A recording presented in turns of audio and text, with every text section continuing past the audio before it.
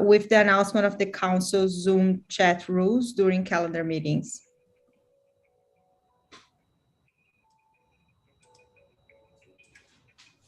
Who was going to make that announcement?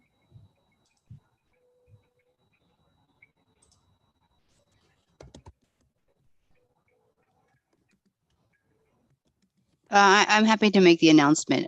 So I think what we agreed upon in the prior meeting is that we would enable the chat functions for participants to chat with hosts and co-hosts only. We would turn off the chat function when there are scheduled speakers making presentations. As well as public speaking time, correct? Yes. Any other questions? Okay, so we'll move now to the presentation of the resolutions. The first one is Resolution 194 to expand use of student Metro cards for students. Ushma, I believe you are the one presenting, right? Yes, happy to. This is a very short one-page resolution that if you had a chance to review it in advance, there's nothing hidden in the meaning here, but let me go over it really quickly. Middle school students and high school students who live more than a mile away from their schools are given Metro cards. These Metro cards are only usable, I believe, between 5:30 a.m. and 8:30 p.m. and for 3 swipes a day. What this resolution is trying to do is to push the DOE/MTA to make a few modifications. First, for those high school students, amongst others, who have jobs or sports practices or other academic things in the evening, we are asking for this to be increased to 4 swipes, as well as extending the usage till 10 p.m. That's a little bit more realistic for the commuting time, especially for high school students. I speak from experience here. And these Metro cards also are not operational on the weekends. So we are also recommending that the Metro cards be enabled for the weekend. I know that my own children engage in both academic as well as sports activities on the weekend. So enabling those Metro cards to get them back and forth.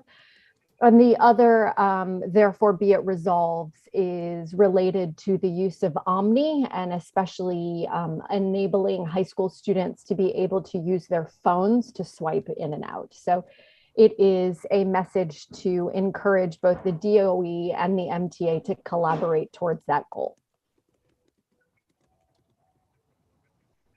Thank you, Ushma. Does anybody have any questions or comments?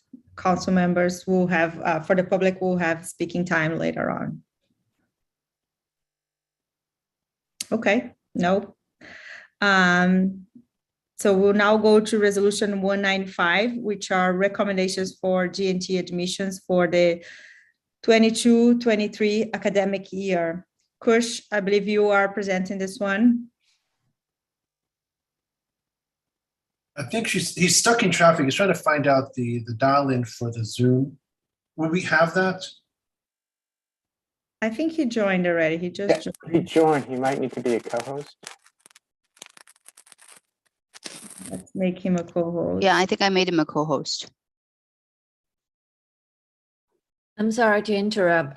So this is Mandarin interpreter. Both of our Mandarin interpreter, 2 of them, also can get into the hotline, and we get in touch with Li Hu Wu, and she told us to go back to the hotline, which is the Mandarin line. We've been provided the number is 347-966-4114.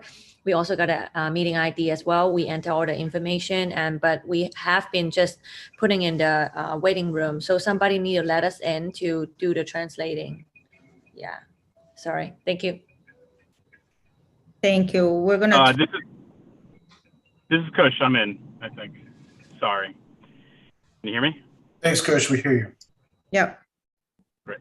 Yeah, and can you post that number again for the dial-in for Mandarin on the chat? So we can also share it.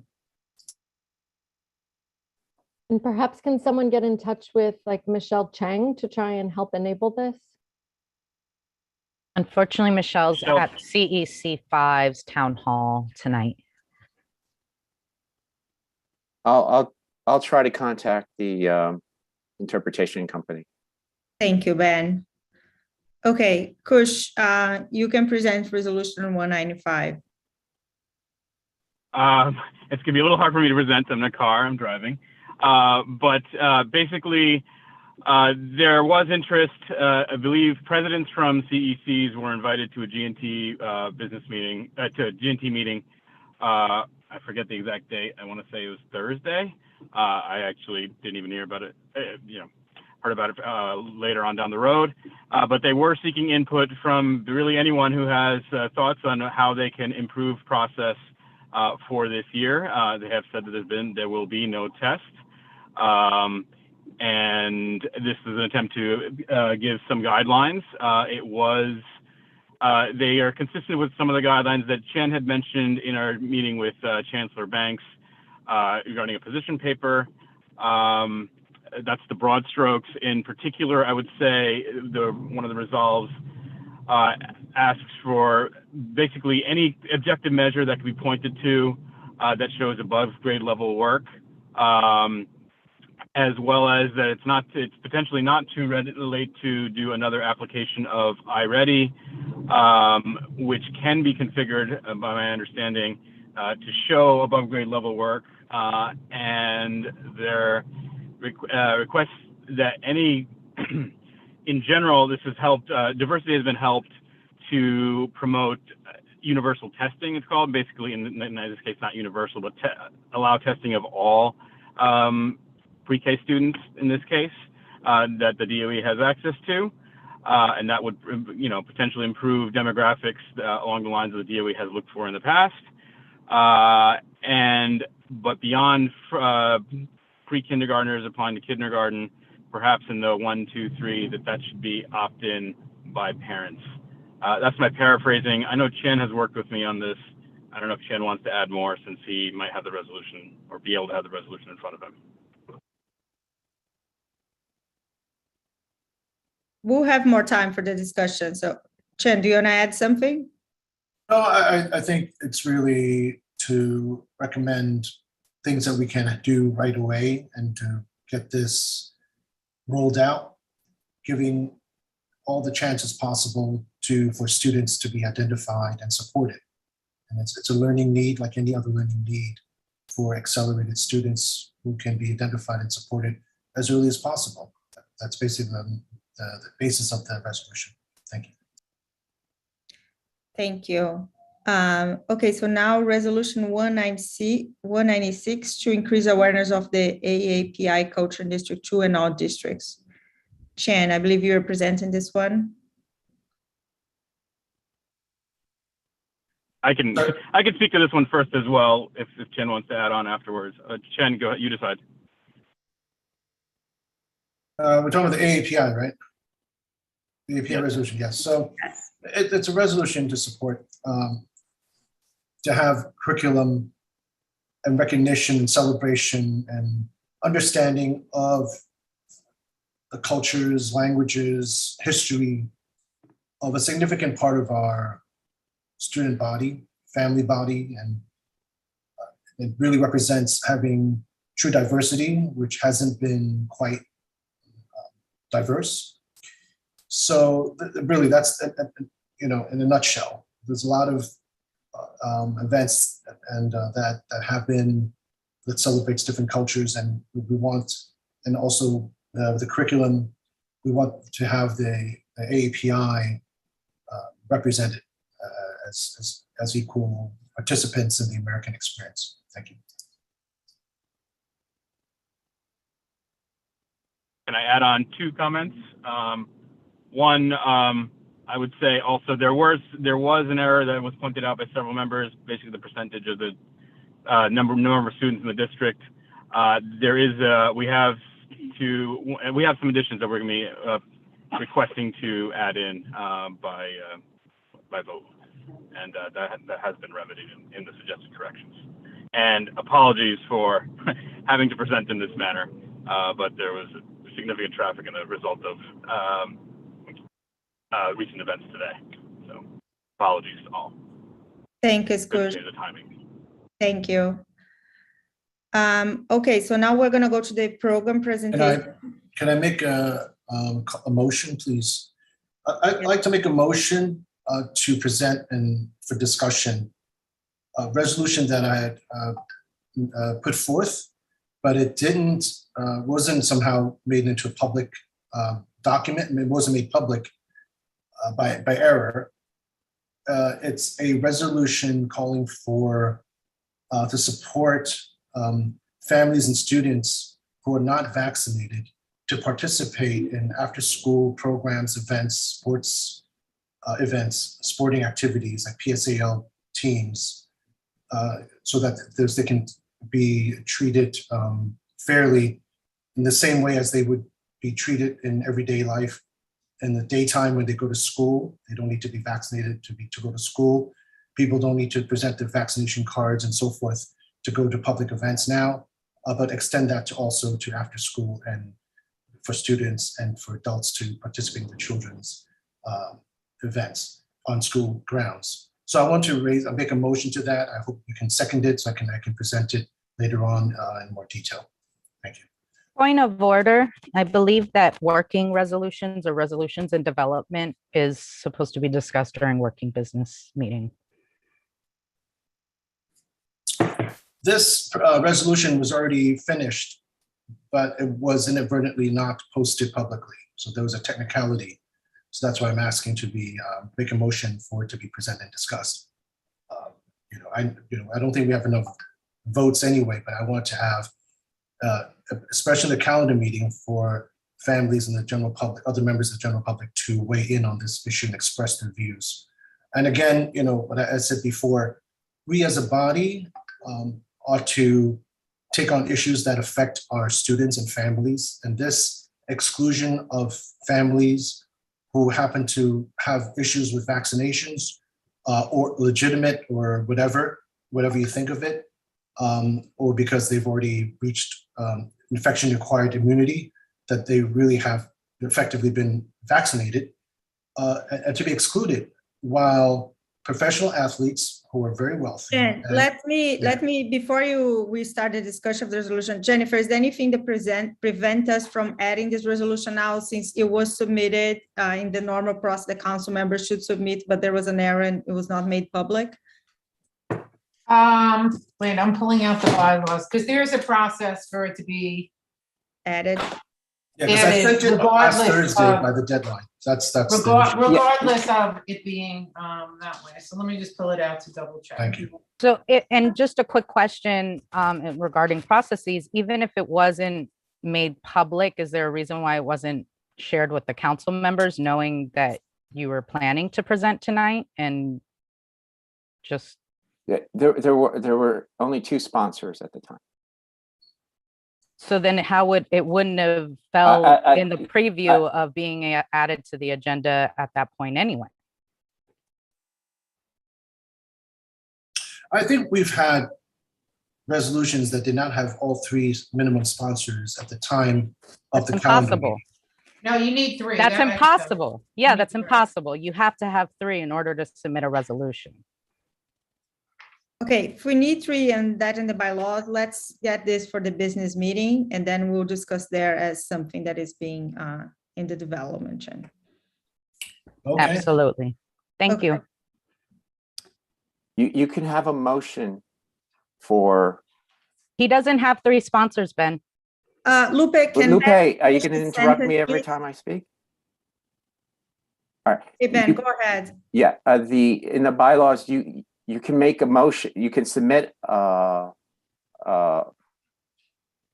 resolution. But it's still, you have to make a motion yet, and then you have, we had in the past, but you do need 3 if he makes a motion, you'll need 3 sponsors for that in the motion. Sponsors for the resolution, or just to add the resolution to the meeting? Actually, we've changed, the rules were changed. I have to check on the bylaws on that. Okay. May I be? I'll tell you exactly what it says. Yeah.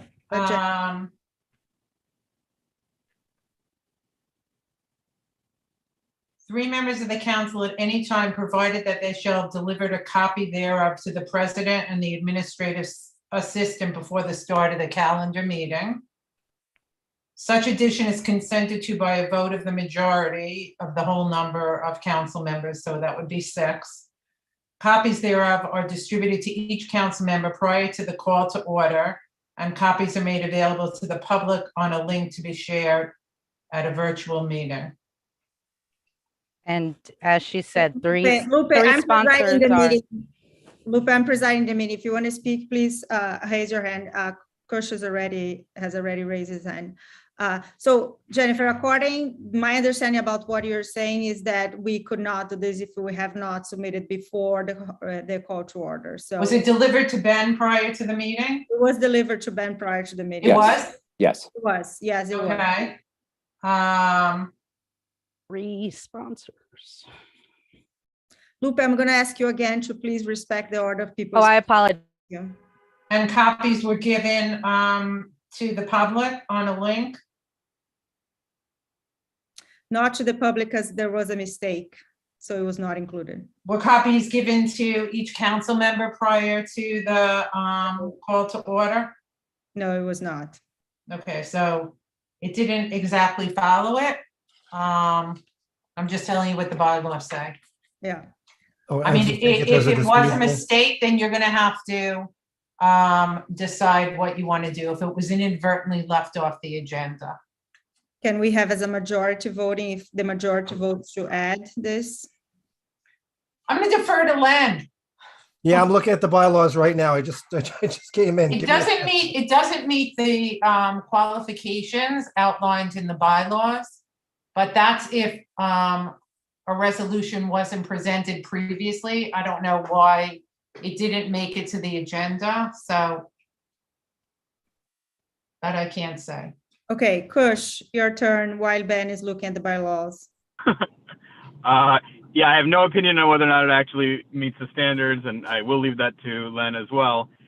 But I would say the bylaws do allow for discussion of the resolution, which I think is what Chen really wants, whether or not it's in the correct form. Just because we have a section for allowing for the discussion of resolutions in progress for the working business meeting doesn't mean that it can't be brought up to discuss at all or at anything we want really in a calendar meeting, which is, I believe, what the majority of what Chen is seeking.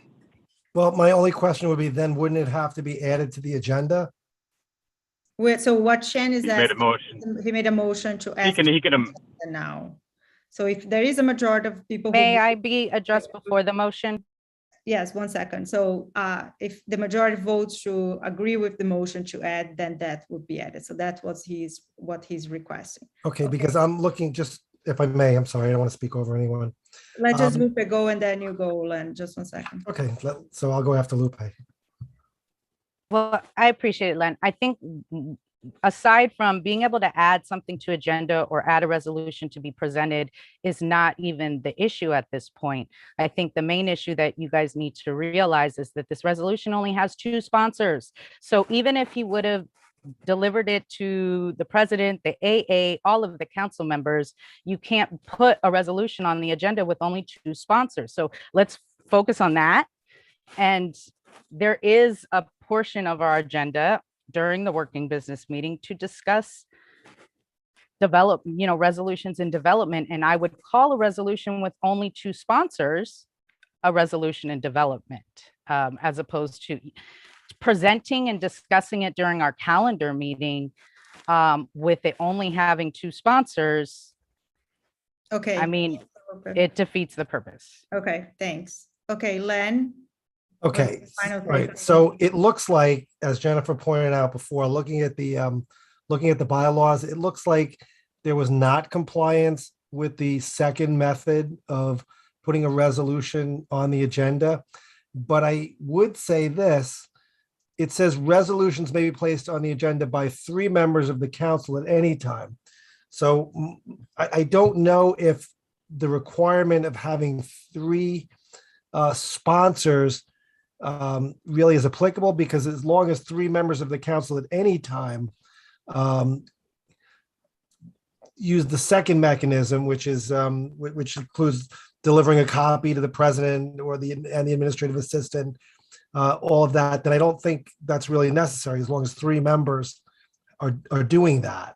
I don't know. Now I'll ask Jennifer if she agrees. So I'm going to say that, no, I'm not sure I agree with that, because if you look at the bulleted point above for the usual way that resolutions are put on the agenda, it also says 3 members of the council.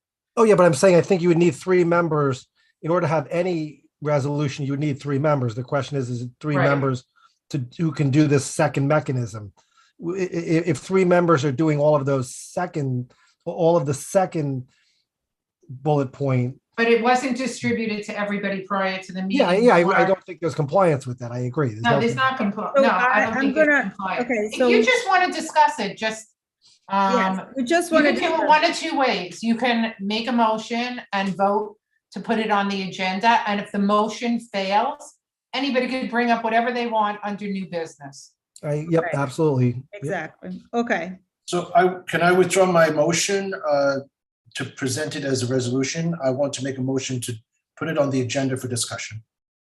For new business. Okay. Yeah. So, Second. okay, Robin second. Okay. All in favor?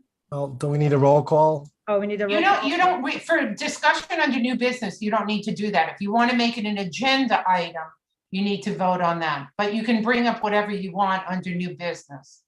Yeah, but I Okay. think, right, but the motion was to make it an agenda item, wasn't it? No. Now, we said under new New bu- business. under Oh, new- okay, new business, we don't, yeah, okay. Okay, so we'll discuss under new business and let's move on. Okay, so program presentation now, DOE presents proposed methodology for funding school budgets in FY '23. Kelly, Hi, I'm here joined by Sharon Boonshoft, who is actually going to be doing the presentation. I'm going to be running the slides for her, but Sharon, I just want to confirm that you can come off mute. You're hearing me okay and all of that? Yes. Can everyone hear me okay? You sound great. Thank you.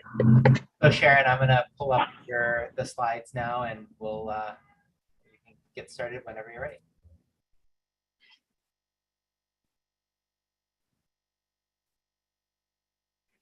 All right. My name is Sharon Boonshoft. I'm a budget director with the Manhattan Borough Office. I'm standing in today for the District 2 Budget Director, Devinda, who is unavailable tonight. And I represent and work with schools in District 4, some in District 5, some in District 6. So we have the sort of same outlooks and input. And this is a Department of Education presentation that's done annually to talk about school budgets and fair student funding.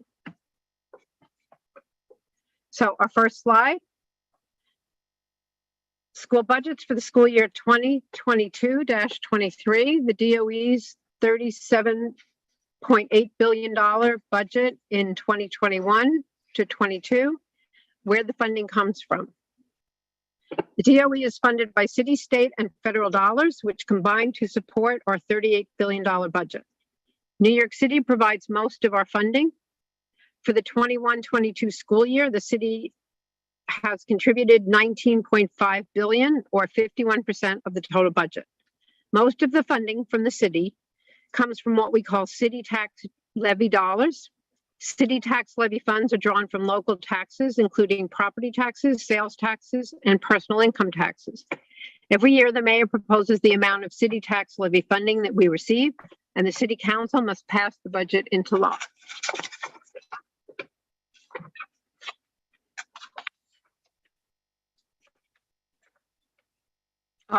Sorry, go back to the first slide. Thank you. New York State is our second largest source of funding for the school year. The state contributed $12.8 billion, or 34% of the total budget. The state gets its funding mainly from income and sales taxes. Every year, the governor proposes the amount of state funding that is received, mainly based on the number and types of students enrolled in schools, and then the state legislature must pass the budget into law. The federal government is the third largest source of funding. For the 21-22 school year, the federal government contributed $5.3 billion, or 14% of the total budget. The federal government gets funding mainly from income taxes. Every year, Congress proposes a budget and the president must sign the budget into law. The Every Student Succeeds Act, or ESSA, provides the rules for allocating most of the federal funding we receive. In addition, the DOE has received federal stimulus funding from 2022 through 2025, which we will discuss later in the presentation. Okay, next slide. Where our funding goes to. The $38 billion budget provides for the daily instruction and support of over 1 million students every day. The largest share of the budget, at 50%, supports district school budgets, allocations to schools. This includes all dollars given directly to district schools in addition to associated fringe and pension costs. Under the oversight of principals and superintendents, school budgets are used for all instructional expenses at the DOE. $19 billion in school budgets pays for costs that include salaries and benefits for classroom teachers, classroom paraprofessionals, principals, assistant principals, deans, and other classroom and school-based staff. Funding for textbooks, computers, materials, etc. Non-instructional costs make up 13%. This supports food, transportation, and debt payments. This pays for non-instructional services that students receive but are managed outside of the school's budget. The $5 billion is used to pay for costs that include free breakfast and lunch available to all students, bus routes, loan payments on buildings, new construction and renovations, similar to mortgage payments. Non-district schools comprise 17% of the budget. Non-district schools equal charter, non-public schools, students with disabilities attending specialized non-DOE schools. This covers schools and programs that educate New York City students, but are not directly run by the New York City DOE. The $6 billion includes tuition payments to early childhood centers for pre-K and 3K, charter schools, students with disabilities attending specialized schools, supplemental services to students attending non-public schools. Student support costs encompass 20% of the budget. These include custodial services, facilities maintenance, and central academic supports. The $8 billion covers the administrative costs and instructional spending outside of school budgets. This pays for custodial and facility needs to keep school spaces clean and maintained, school safety agents in each school building, academic support costs. Next slide, please. Thank you. The vast majority of instructional costs are allocated directly to school budgets. Funds allocated to schools are under the responsibility of the principal. Principals, along with their school leadership teams, the SLTs, create the school's comprehensive education plan, the CEPs, based on school-specific instructional needs and priorities. Principals work with their SLTs to create the school budget, to pay for the instructional program that's detailed in the SLT. Superintendents supervise the principal in this process and must approve all school budgets and their alignment with the school's CEP. Slide next. Fair student funding is the primary funding source for most community district schools. How do we allocate money to schools? Of the $18 billion allocated to schools, $10 billion is allocated through FSF, Fair Student Funding, which we are discussing today in detail. An additional $8 billion in federal, state, and local funding are distributed to schools through school allocation memos known as SAMs. FSF, the majority of school budgets are allocated through Fair Student Funding. Under this Fair Student Funding, we create a school's budget based on the individual needs of each student enrolled there. Each school's Fair Student Funding allocation is calculated based on the number of students enrolled at each school and the specific needs of those students. Pupil needs are weighted based on the cost of meeting those educational needs. This budgeting method is called a weighted pupil funding model. Non-FSF allocations, not all school funding is allocated through Fair Student Funding, and some school funding, including our large federal grant proposals such as Title I, Title II, Title III, and Title IV, are allocated directly to schools outside of FSF. The DOE has approximately 100 separate allocations to school, each of which is accompanied by a school allocation memo known as a SAM. The scope of these SAMs can be broad and their value may vary. One SAM might go towards hiring a new teacher or social worker, while another SAM could establish a new summer school or pay for computer maintenance. The written description in each SAM provides information about the background of the funds, their purpose, their source, and how they should be used. You can see the full list of SAMs online on the DOE Info Hub. Next slide. Fair Student Funding pays for K-12 classroom staff and student supports at DOE Community District schools. Fair Student Funding provides for each school's primary instructional program and services. Over 90% of SFF supports classroom staff and instructional supports for students. Classroom teachers include arts, gym, cluster quota coverage teachers, teacher absence coverage, after-school programs, tutoring and intervention, school leadership, pupil support, administrative support, and OTPS, which is supplies and materials, and that is other than personnel services, OTPS. Services funded outside of Fair Student Funding include mandated individual education plan, the IEP related services, and IEP paraprofessionals. For example, speech teachers, occupational therapists, and one-to-one paraprofessionals. Certain specialized programs, such as instructional models specialized for students with autism, or ASD, pre-K and 3K programs at district schools, charter schools, and District 75 schools. Next slide. Fair Student Funding weights. These are the proposed weights to determine fair student funding for the next 2022-23 school year. Each school will be funded based on their student population. Individual students may be funded by multiple weights depending on each student's needs. As part of your feedback, we hope to hear your input. No changes have been made to these formula weights since the 2016-2017 school year. Each school receives a foundation of $225,000. The remainder of Fair Student Funding is based on student characteristics and their respective weights, in addition to funding for collective bargaining related costs. For the 21 school year, the base weight of 1.00 was equal to approximately 4,220 per capita. This per capita is adjusted annually to reflect changes to the citywide average teacher salary. The basic grade weight is allocated to schools for all students on their audited register, which is the October 31st register, and is aligned to instructional requirements by student grade level with distinct weights for grades K-5, 6-8, and 9-12. Funding for academic intervention, AIS, is determined by student academic performance when they enter school, with poverty funding schools beginning in pre-testing grades, all students in elementary schools, K-8 and K-12 schools. Funding for special education is determined by the percentage of time students spend receiving special education services. One weight for students receiving services for less than 20% of their week, another weight funding students receiving part-time services for up to 59% of their week, and the remaining full-time weights depending on student grade level and their primary instructional model of special education class or ICT class. Supplemental funding supporting former IEP students in their first year of declassification will continue to support IEP declassification services through the post-IEP transitional support weight.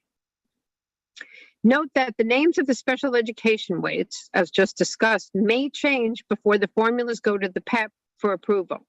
Student eligibility and funding remain unchanged. Funding for English language learners is allocated based on student grade level, reflecting the mandated instructional services. Bilingual versus ENL only, weights for former Ls who have achieved proficiency within the past 2 years, state designated commanding pupils, Ls students with interrupted formal education or SIFE status will receive their respective L weight in addition to the SIFE weight. Supplemental per capita funding is allocated for portfolio high schools to support their unique instructional models. Next slide is how the weights work.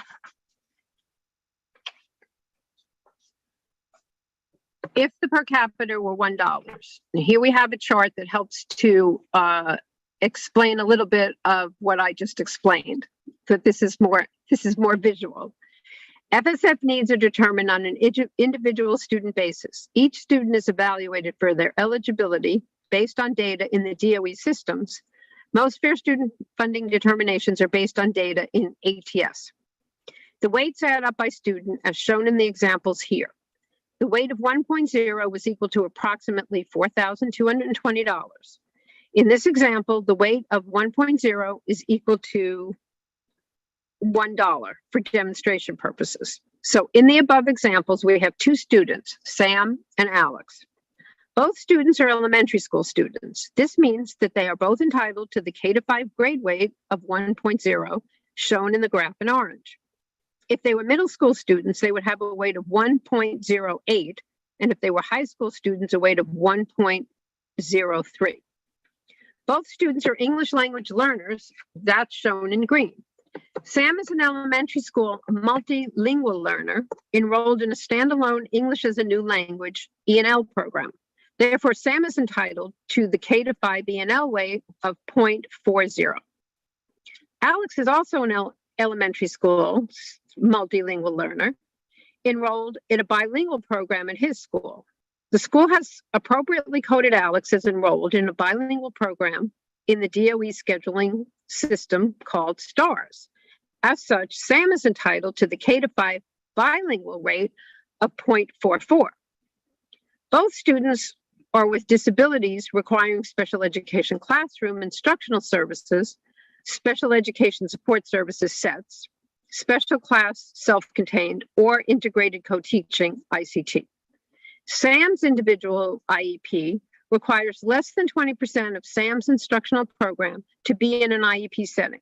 Therefore, Sam is entitled to the less than 20% special education weight of 0.56, shown in yellow.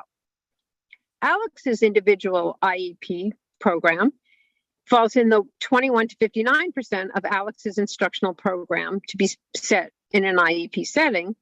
Therefore, Alex is entitled to the 21 to 59% special education weight of 1.25, shown in yellow. Both students are students in poverty. Therefore, they're entitled to the FSF academic intervention weight of 0.12, shown in blue. When you add all the pieces together, Sam's fair student funding needs total a weight of 2.08, while Alex's needs total 2.81. In this example, where the base weight of 1.0 equals $1, then Sam would generate $2.08, while Alex would generate $2.81. In the 2022 school year, when each weight of 1.0 is equal to $4,223, Sam's weight of 2.08 is equal to approximately $8,800, while Alex's weight of 2.81 is equal to approximately $12,000 under the fair student funding formula. Next slide. This year, fair student funding is fully funded for the first time ever, thanks to federal stimulus funding and a long-awaited commitment to fully fund state foundation aid in accordance with the Campaign for Fiscal Equity CFP settlement. This year, fair student funding is fully funded at 100% for all schools in FY22 and also will be in next year's FY 2023. This is a tremendous achievement made possible by the partners at the state and federal level. The $600 million investment impacted 1,100 schools and 700,000 students in this current school year. Each school received new funding in 21-22 school year, received a combination of local funding and federal stimulus funding, while the foundation aid formula is being phased in as part of a 3-year phase-in plan. Next slide. The DOE has received over $7 billion in federal stimulus funding from the years FY22 through FY 2025. Along with fully funded Non-Fsf, the influx of essential federal stimulus resources allow us to expand programs that have proven to be effective, boost much-needed services, and restore programs we know are valuable to our students. Major initiatives funded with these new resources include investing in early childhood education, including special ed pre-K and 3K, expanding the community schools program, adding new community schools to provide expanded social, emotional, academic, and extracurricular services to students in the highest need communities, expanding PSAL, the Public School Athletics League, to additional schools, expanding mental health supports and hiring 600 new mental health workers, including social workers and school psychologists. A historic investment in the mental health and well-being of our students that will build on a strong foundation of social and emotional learning and mental health supports. This enables us to respond to the effects of a global pandemic and its impacts on our students and their family. We also have increasing IT support. So all students have access to digital device and ensuring all students become fully fluent digital citizens for the new economy. As part of this commitment,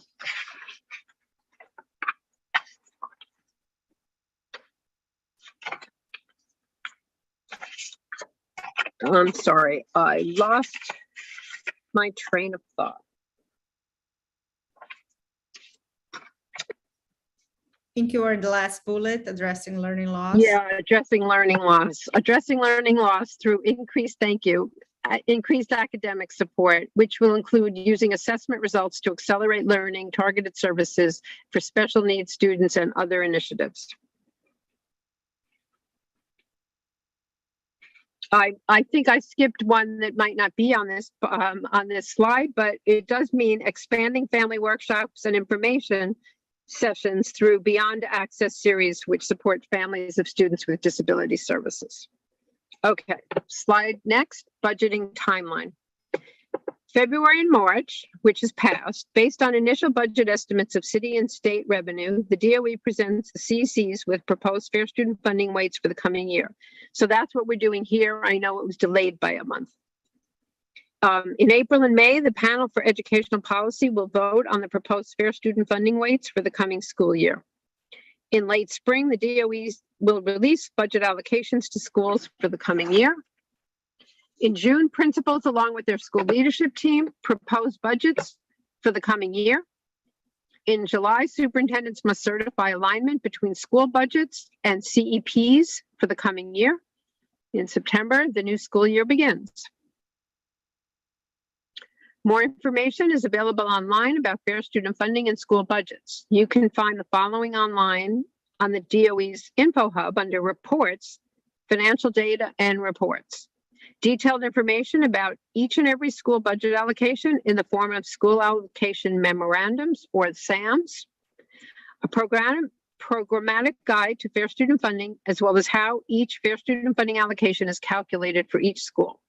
You can find the following online on each individual school's webpage under Reports, Budget, and Finances. Detailed information on the school's budget based on different types of funding schools receive, and detailed information as to how the principal has budgeted for the current year, including the number of staff positions and other planned spending. If individuals are presenting on, next slide. Okay, I guess it's time for questions. I will try to answer questions that I can. Your superintendent can assist. I am familiar with most of your schools, but I don't know all of the details, but I can certainly try to answer questions. And then, of course, there's an email address where you can send your questions directly to the DOE.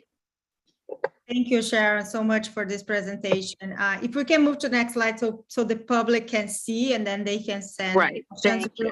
Yeah, we'll now take questions from council members.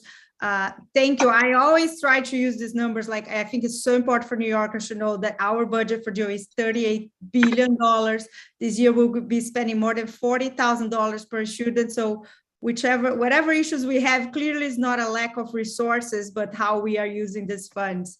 Does anybody have any questions for Sharon?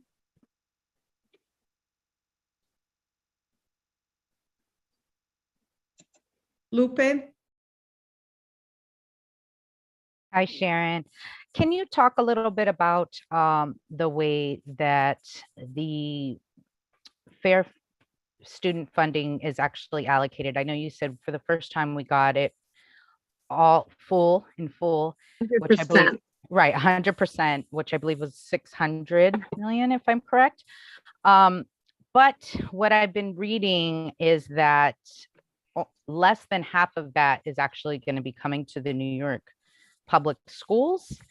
And the other majority would be going to charter schools. Is that the case? And can you talk a little bit about that and how that percentage is determined?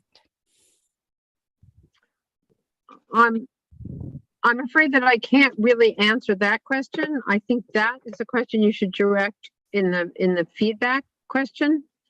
I do know that some of our school, the thing about the 100% is there was all of this talk about fair student funding and that some schools were only weighted. When I first started doing school budgets, some schools were at 80 or 82% of their actual fair student funding allocation. And so now every single school is at 100%. And so that is the big leap. And that is where everything starts. That's where, so everybody is on the same playing field. There are no, there's no differentiation. So everybody's getting 100% of the fair student funding based on the needs weights and the enrollment projections that they're starting the school year out with. Okay, thank you. Gosh, you're next. Hi, some questions. You mentioned though that the fair funding was, I thought I heard it was phased in from between now and 2025. Is that correct? That's the contract for excellence, which is the autumn presentation that we give to the CECs every year. That is the campaign for fiscal equity. And that is where we were being shortchanged by the state for many, many years. And that is being phased in the coming years. So that is, school budgets are made up of various different kinds of allocation. The main portion is fair student funding. Then there's federal money and there's state money. And so the state money is mainly this contract for excellence.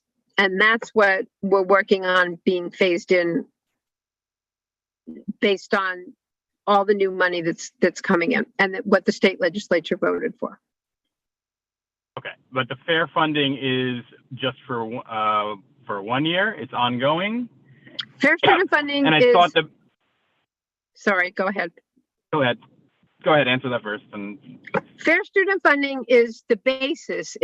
Are the building blocks of what a school's budget is based upon, and that is the major portion of what every school starts their budget with.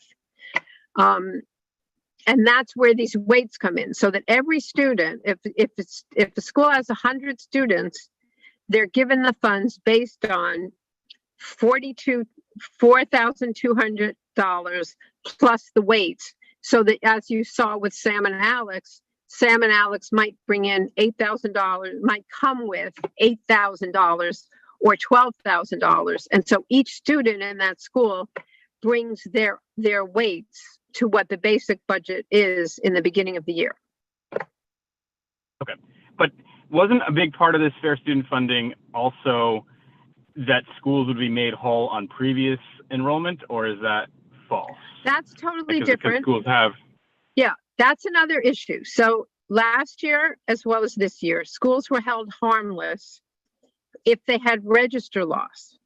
So that if the school is projected, let's take 200 students. If a school is projected to 200 students and comes October 31st to register, they only have 150 students, then they would be required to give back the funding based on those 50 students that did not appear, that were not enrolled.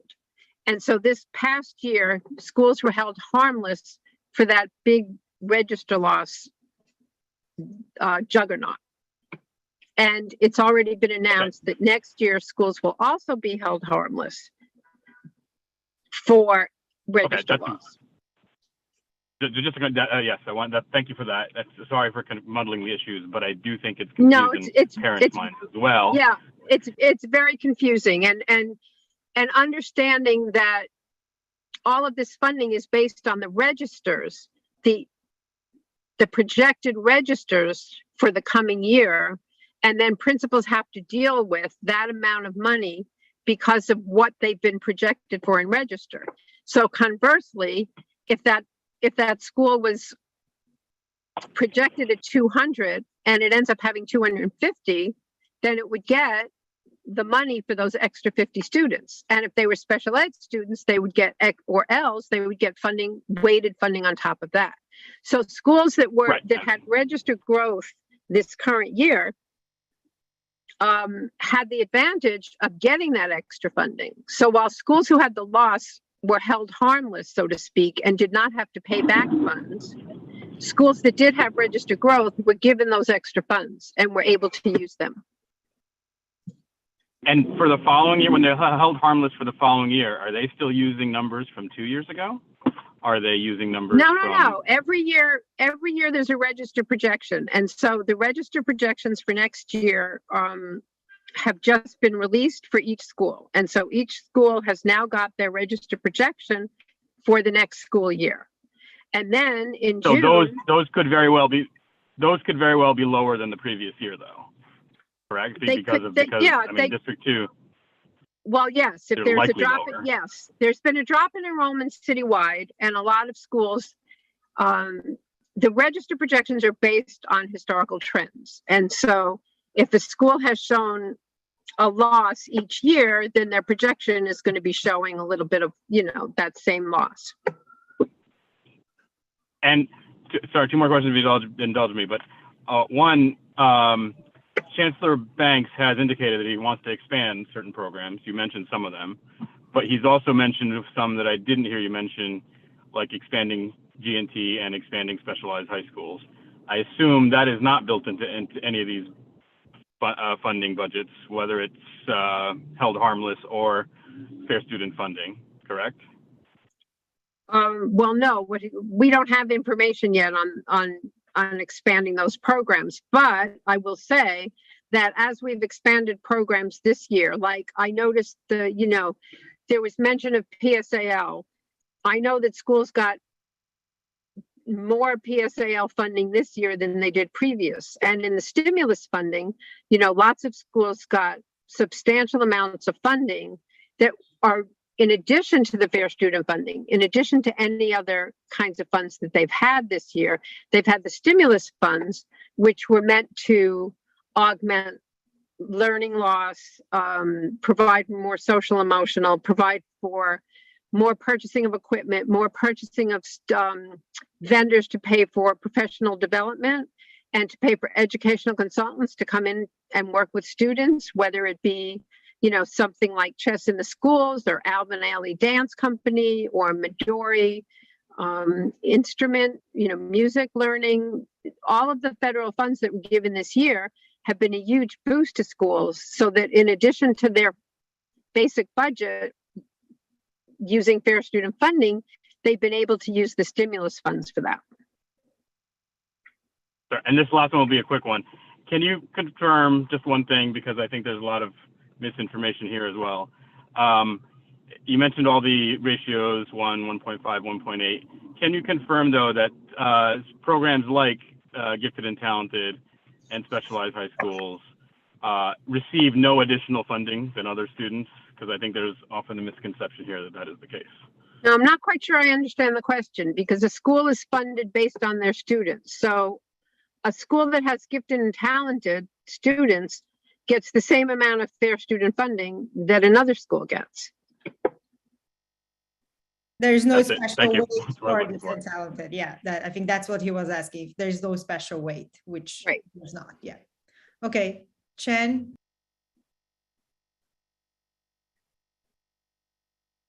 Yes, hi, sorry, thank you very much for that presentation.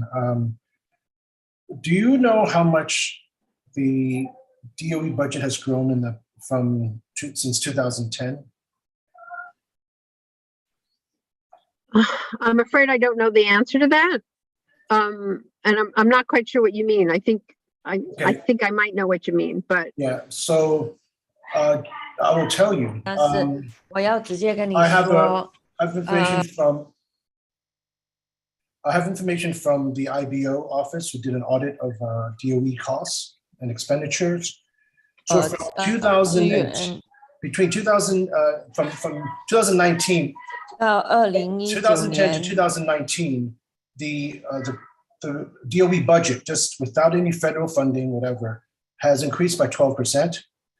And now going from about from 2019, it was $33 billion, sorry, $33.5 billion total was committed to DOE in 2019 dollars, you know, this is accounting for inflation. And now we're getting $38 billion. From 2019 alone, we have increased by 13% in the total DOE budget. So, and now we're getting pop-ups from the federal government and perhaps the state government. The DOE is awash in funds with money.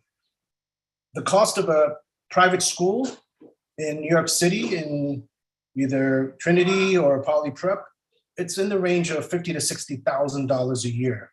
So DOE is getting to the cost level per student of a private school. But what are we getting for it? The chancellor and the mayor has already said 65% of Black and Hispanic students are below grade level proficiency. And now we're celebrating this, you know, the CFE from the state that we won this lawsuit. It's in the $1 billion range that people have been fighting for 20 years. I would submit that if you saved $200 million for 20 years, you would have gotten the same amount of money and have it better spent in that 20 years instead of putting all those people and resources in lawsuits and paying for lawyers. So the problem really, what I'm trying to say is not money. The problem is ineffective and inefficient use of money. And a lot of it, I think, if you look under the covers, is paying for a lot of benefits to adults and not focused on students. And I really support Chancellor Banks to try to trim down, and the mayor to try to trim down the DOE budget and to increase the efficacy and efficiency of delivering education for all our students to have better outcomes than what we have. So think about that. We're 2/3 of the way into private school territory. This is New York City, also very expensive in terms of urban, you know, New York City highest, but we are not delivering anywhere near that level of education outcome, facilities, services. And the fact that the DOE has to go outside of private institutions to deliver special education services, rather than leveraging the entirety of the DOE spend and the organization, it's really ridiculous. It's something that we really need to address because our students, our special education are not being serviced, but we spend so much money doing it, and that's like money thrown out the door. You know, you might as well burn it because they're not getting that. So that, you know, it's not to you per se, but I'm just saying that this is the situation we're in, and I want to put to end any accusation that we are underfunded. Let's not pretend that anymore, please. We're not underfunded. We are awash in money, but we're not using it in the right way. So please, thank you very much. And FSS, you know, and the notion that, you know, I really agree with the notion of fair student funding because unlike outside in suburban schools where your zip code truly represents how much money you get, in all of New York City, every student will be using the weighting, will be supported based on his or her need, regardless of zip code. So that's a very good thing. I really support that. But again, let's not pretend we're underfunding students because students would need, you know, and I would also point to, can you tell me what is the weighting for accelerated students in G&T programs? I'm equipped to provide this presentation. I'm presenting on behalf of the Department of Education. I urge you to send all of your feedback to the email that was listed below. And you as CEC members have a voice, and I urge you all to use it. Yes, thank you, Sharon. I also want to say, don't take it personally. I didn't say it was about you. I'm talking about the Thank institution you. of the She DOE. already answered that there was no special aid for gifts and talent. Kush Yes, also thank you. asked. So let's also remember that for people who accuse G&T students of resource hoarding, they're not getting a cent more than any other FSF funding, 1.0. They're getting 1.0 equal to everybody else.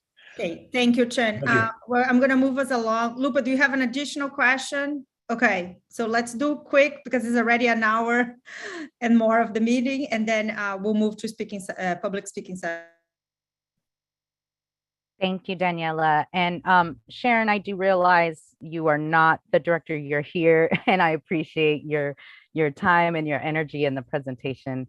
I just want to add to a little bit to what Chen was speaking about in regards to the CFE, because back in 2003, a lot of the and we did, he's right, we got about a 1.3 increase from 2019 to the 21-22 school year, and zero, not even a single penny of the money that was awarded for that lawsuit regarding classroom sizes went to reducing the class sizes. What's more concerning is that the DOE went even further in directing principals that they are unable to use those funds in order to reduce their classroom sizes. They were able to use them to, I believe, maintain that, I think it says maintain or minimize increasing the class size, but would not provide, that doesn't provide, progress in the long run. So, and I understand you probably can't answer, but why is it that a lot of this money that we're even getting at 100% due to that lawsuit to reduce classroom sizes has not been put forth towards that? In fact, our classroom sizes have increased since 2003. So again, that's part of the contract for excellence discussion as opposed to fair student funding. But I can say as a budget director that we all work with our schools, our principals, and the principals work with the SLT to staff the schools as best as possible, to have all the positions filled that we need to have filled. And in many cases, the contract for excellence funding, as well as fair student funding, but mainly contract for excellence, as you said, maintain class size. A lot of the schools that I work with use it for what's called reduced class size, which is fundable with contract for excellence. And that's to have 2 teachers in a classroom. And that's mainly for the ICT classrooms, because the special education classrooms may have smaller classrooms, or the idea is that they have 2 teachers in a classroom as opposed to 1. So that's the short answer, but I understand your point. Thank you and so again, much. I truly urge everyone who's passionate about this to send your feedback as soon as possible, because I believe that this is the last CEC meeting that's dealing with the fair student funding, and the PEP will be looking at all of your feedback. Thank you so much, Sharon. Thank you. Okay. Thank you. Thank you so much. Okay, we'll now move to a public speaking session. Jenny, do you want to call the first speakers? Yes, let me just go to this. Ready, give me 1 second. And every speaker will have 2 minutes, and we'll have the timer here.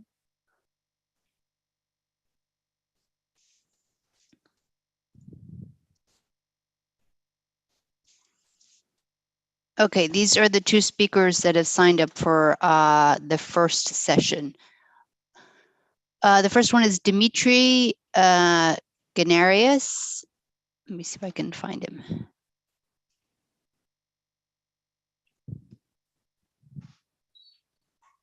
I don't see him here. Okay. Johannes, I think is the next one. Okay, you can unmute. Hi, good evening. My name is Johannes Homan. I'm the parent of 2 District 2 students, and I'm speaking tonight in support of Resolution 195. A re-envisioned and greatly expanded G&T program is the path to get to a win-win and end the division on this issue. Robust accelerated programs and achieving equitable outcomes are goals that don't have to be at odds with each other. Resolution 195 contains a blueprint for this year and for future years. Change the name and expand the program. Eliminate the scarcity model altogether, which has led to so much division. I wanted to revisit the pre-COVID application numbers. In the 4 years prior to COVID, on average, 35,000 families would have their child take the test for a program that offered less than 3,000 seats. Most of those seats were for K. Story that nobody really talks about, I brought this up before, was half those kids, nearly 20,000, were in grades 1 to 5. So every year, more than 5,000 of these older kids would qualify for a seat. But for these older children, in reality, there was only a handful of seats. This was the demand, and this was without universal assessment. Broward County instituted universal assessments and realized significantly greater equity outcomes. Reimagine the program expanded with universal assessments, a program in every district, in every neighborhood, and a guaranteed seat for every child that qualifies. Expand the program to 10 or 15% of the students in each grade across the city. It could be 8 or 10,000 students in accelerated elementary programs in each grade. This will lead to many more kids taking Regents exams in 8th grade and many more kids taking AP classes in high school. And I know this was discussed earlier, but it must be pointed out that under the Fair Student Funding Mechanism, existing G&T programs use less funding per student than comparable neighborhood schools. We did the math. Typically, these programs use at least 15 to 35% less DO resources per student. And I share this because on a personal note, my daughter qualified as a 3rd grader. She didn't come in as kindergarten, and I'll always be grateful that she got this opportunity.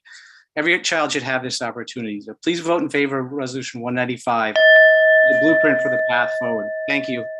Thank you for the time. Thank you. Do we have more speakers, Jenny? Nope, that's it. Let me just refresh the spreadsheet and see if anybody else signed up. No one else for first session. Let's just see if Dimitri showed up. I don't see.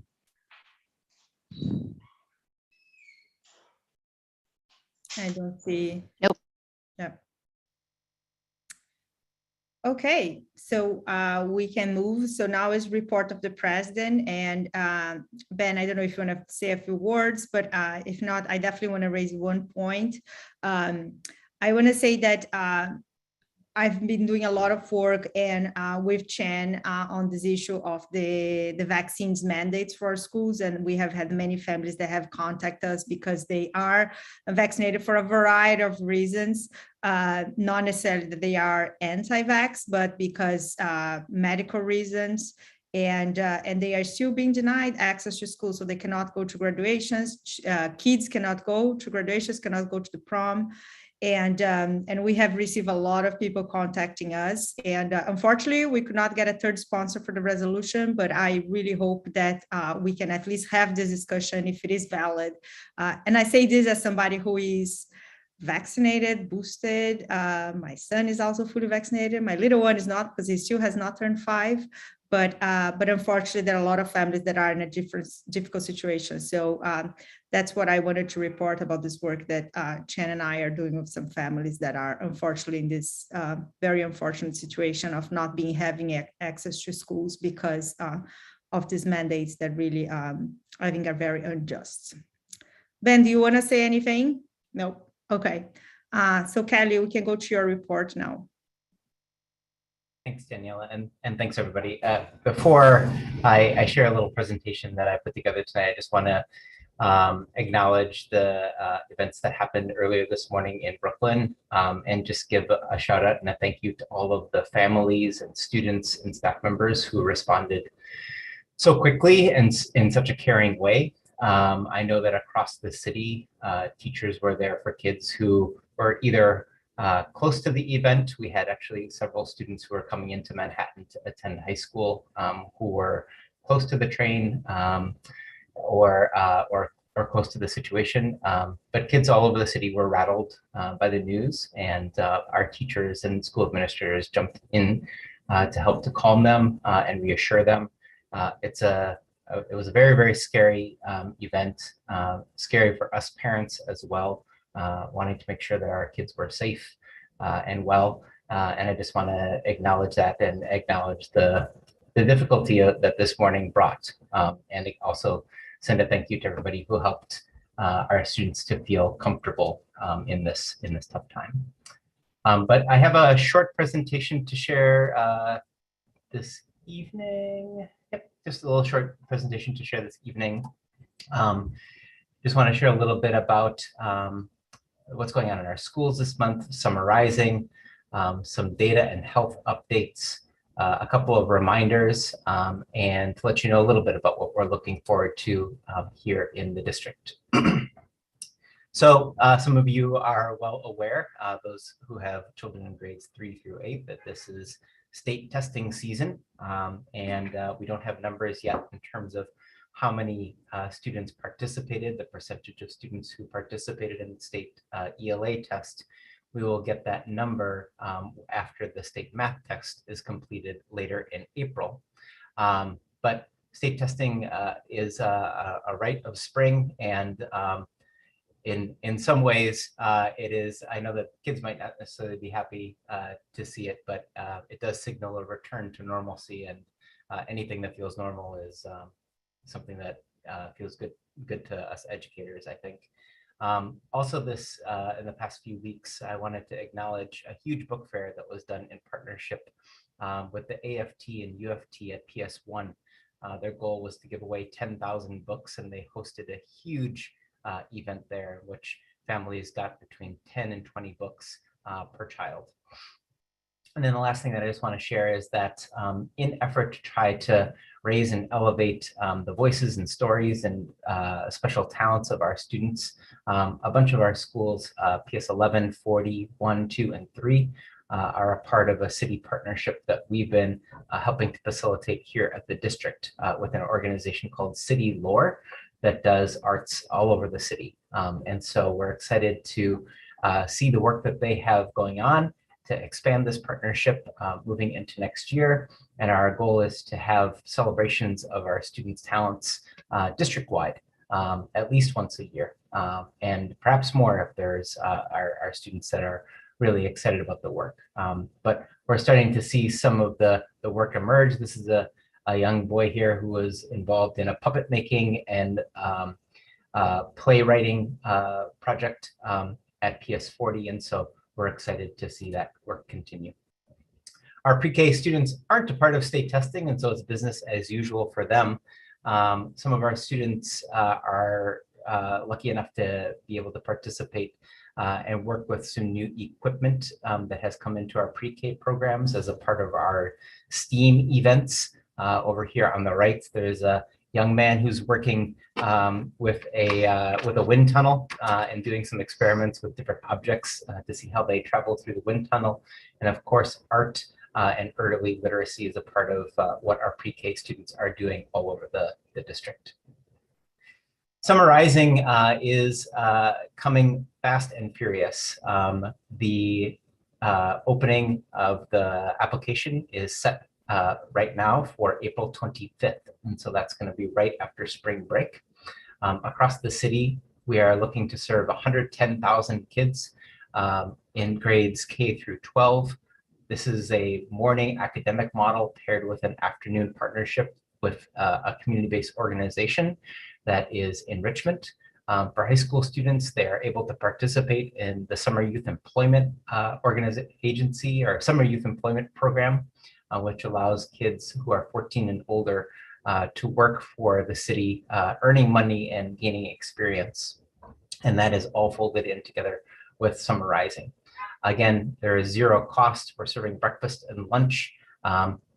They actually just came out with this tweak here, which I didn't make to the slide, but the application will be open after spring break, and parents can enroll their children, as well as parent coordinators who are trained in how to do that at the school sites. There will be a digital curriculum that is put together. I know in the past some digital curricula have been put together at fairly short notice, but digital curricula is being prepared by some of our business partners.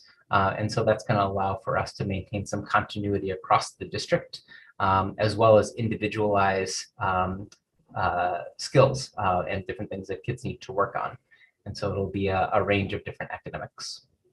The program will run July 5th through August 19th.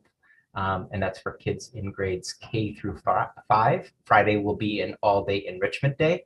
For students in grades 6 through 8, that's July 5th through August 12th, and that's just a Monday through Thursday program.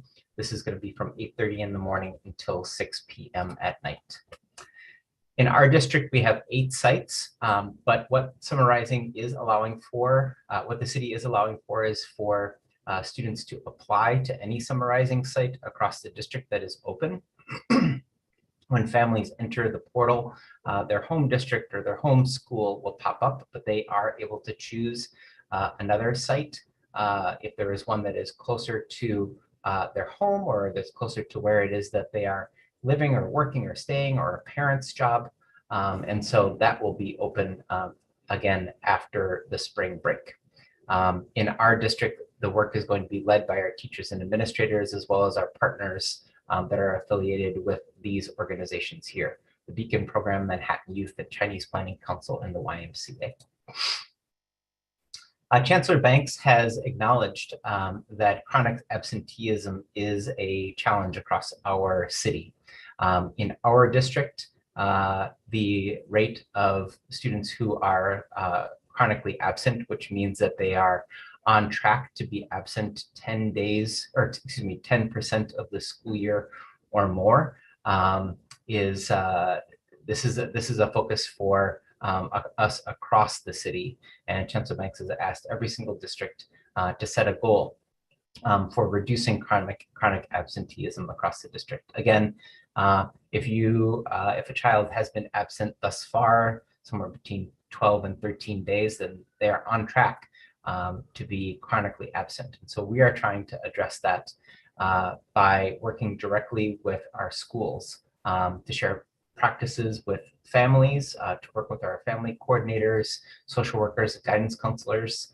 Our borough teams are pulling data and presenting them in a very clear way so that they're actionable for school-based teams to be able to look at and target groups of kids who might be in danger for being chronically absent. We're also making sure that any pre-K classes that might be that might need to move to a remote learning, that those teachers and schools are fully aware of how it is that attendance is taken, so that we don't lose anybody during those remote days. And also on our district team, we have assigned certain members of the team to work directly with schools to make sure that they are supported to reach this goal and to reduce chronic absenteeism in our district.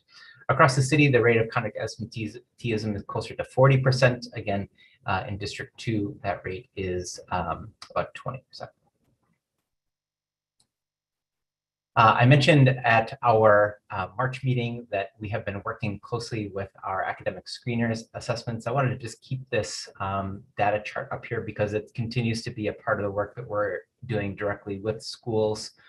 This is just a screenshot of a teacher-facing report from the NWE MAP assessment that gives us a look at different groups of students, whether they are coming in strong or coming in as struggling in math or literacy. And then now that we have completed the second round of screener assessments, we're able to see whether or not those students have grown. Obviously, we want all students to grow regardless of whether they start in the lower levels of achievement or the higher levels of achievement. Our goal is for everybody to grow. We are in the middle of a bit of a COVID surge recently, and down here on the bottom are just some notes. I receive a report on a daily basis, actually, in regard to the number of positive cases that are being reported to the Situation Room. The vast majority of these cases are unvaccinated students. But as you can see by looking at the timeline here, the number has been rising. Today we received a report that over 30 cases were reported to the Situation Room, and so the uptick is steady. We are working as a system to be able to both maintain as many of maintain an environment that is as close to normal, while at the same time still putting into place some strategies to help to keep everyone safe. So the city has deemed that whether kids are that face coverings are optional for kids both indoors and outdoors, as well as adults. Those face coverings and masks are still required for pre-K and 3K, as well as programs serving infants and toddlers. If there is a situation in which a student is feeling ill or needs to go to the nurse, then we're going to ask those students to wear a mask right away and head to the nurse so that they can be evaluated for their health. Again, masks are optional for anybody who is visiting schools, but adults are still required to show proof of vaccination. And those who have been exposed, whether it's at home or at school, are strongly encouraged to wear a mask. Again, any staff member, students in grades kindergarten or higher, if they are exposed and have a positive COVID test, they can return to school on day 6. We ask them to still wear a mask through day 10. There are not any requirements for social distancing in classrooms and auditoriums, although the 3 feet of distancing when students are eating is still very strongly recommended by our city health officials. And the Department of Education health screening system that we complete every morning is still in place. Again, this is testing season as we are heading down into the final months of the school year. The state math exam will be toward the end of this month, April 26th and 27th. Just a quick note that that's just a day after we return from the spring break. So students need to rest up and get ready to take that test when they come back into school. The test is a combination of multiple choice, short response, and extended response. And in the upper grade, students do have access to different tools that they might need to help them solve problems.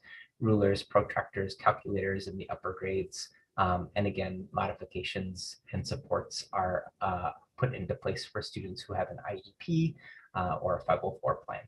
Again, as I mentioned at the top of this section here, the official rates of participation are released after the state math exam. And so we'll know how many students are taking the exam in District 2 after the math exam is completed. A bunch of our schools are, a bunch of our middle schools take at least one Regents exam.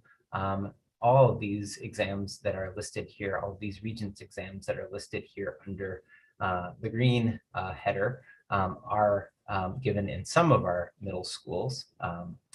And so we wanted to put the dates there. These are, this is the state schedule, both the date and time of day. It's coordinated by the state because there are kids taking many, many exams. And so they want to make sure that that is all scheduled across the state. The New York City School Survey is going to remain open until Friday. So that is an extension as well. Across our district, we have there are some schools that have closer to 20% participation and some that are on the cusp of having 90%.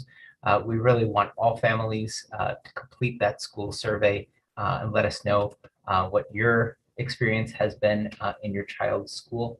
It's incredibly useful feedback for us, and you can take, if you need help gaining access to that school survey, your parent coordinator can be of support to you. And as I'm nearing the end here, I just wanted to highlight a couple of things that we are doing over the summer to help to train and support our teachers. I've been speaking a little bit throughout the year in regard to our work for training our early childhood teachers in literacy intervention.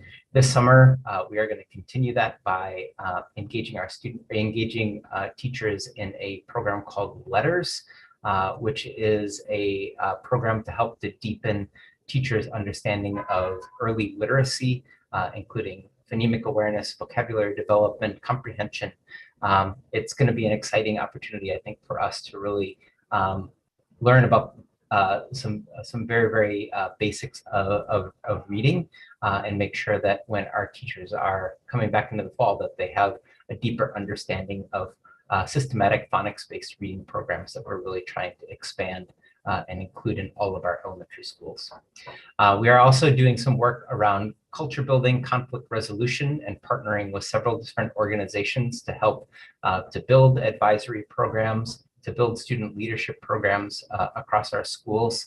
And so We have both teachers and principals who are participating in work that is going to be facilitated by the Anti-Defamation League, Morningside Center, Teachers College, and New York's Historical Society. And then the final thing is that any good school leadership team is going to make sure that their teachers and school leaders have time and resources to be able to write and revise curricula, and as well as develop new resources, both for academic and social emotional learning.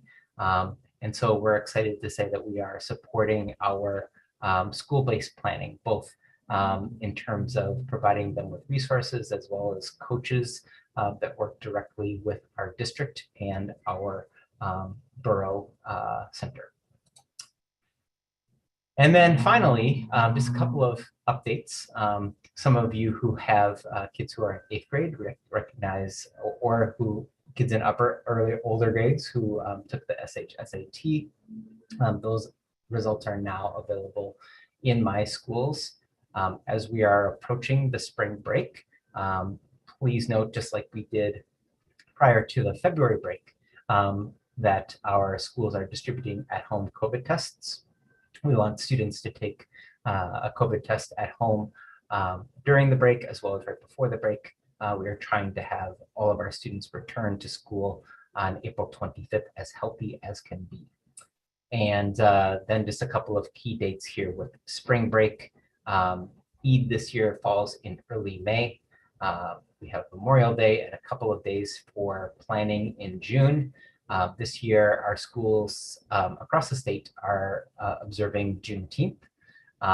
And also the last day there for students will be June 27th. And the first day of summer rising is June 5th. And that's all that I have to share this evening. Thank you. Any questions to Superintendent Kelly? I have one question on slide 7. I just want to make sure that I understand the numbers that you mentioned on chronic students who are chronically absent. The 20% that you mentioned for District 2, does that mean that 20% of our students are chronically or are on track to be chronically absent? We do not have 20% of students who are currently chronically absent, but if historical data remains the same, because we do see a change in enrollment when spring comes, just by a percentage point or two. But if that enrollment data remains consistent next year, that yes, our rate of chronic absenteeism would be 20%. So we are working hard to try to reduce that.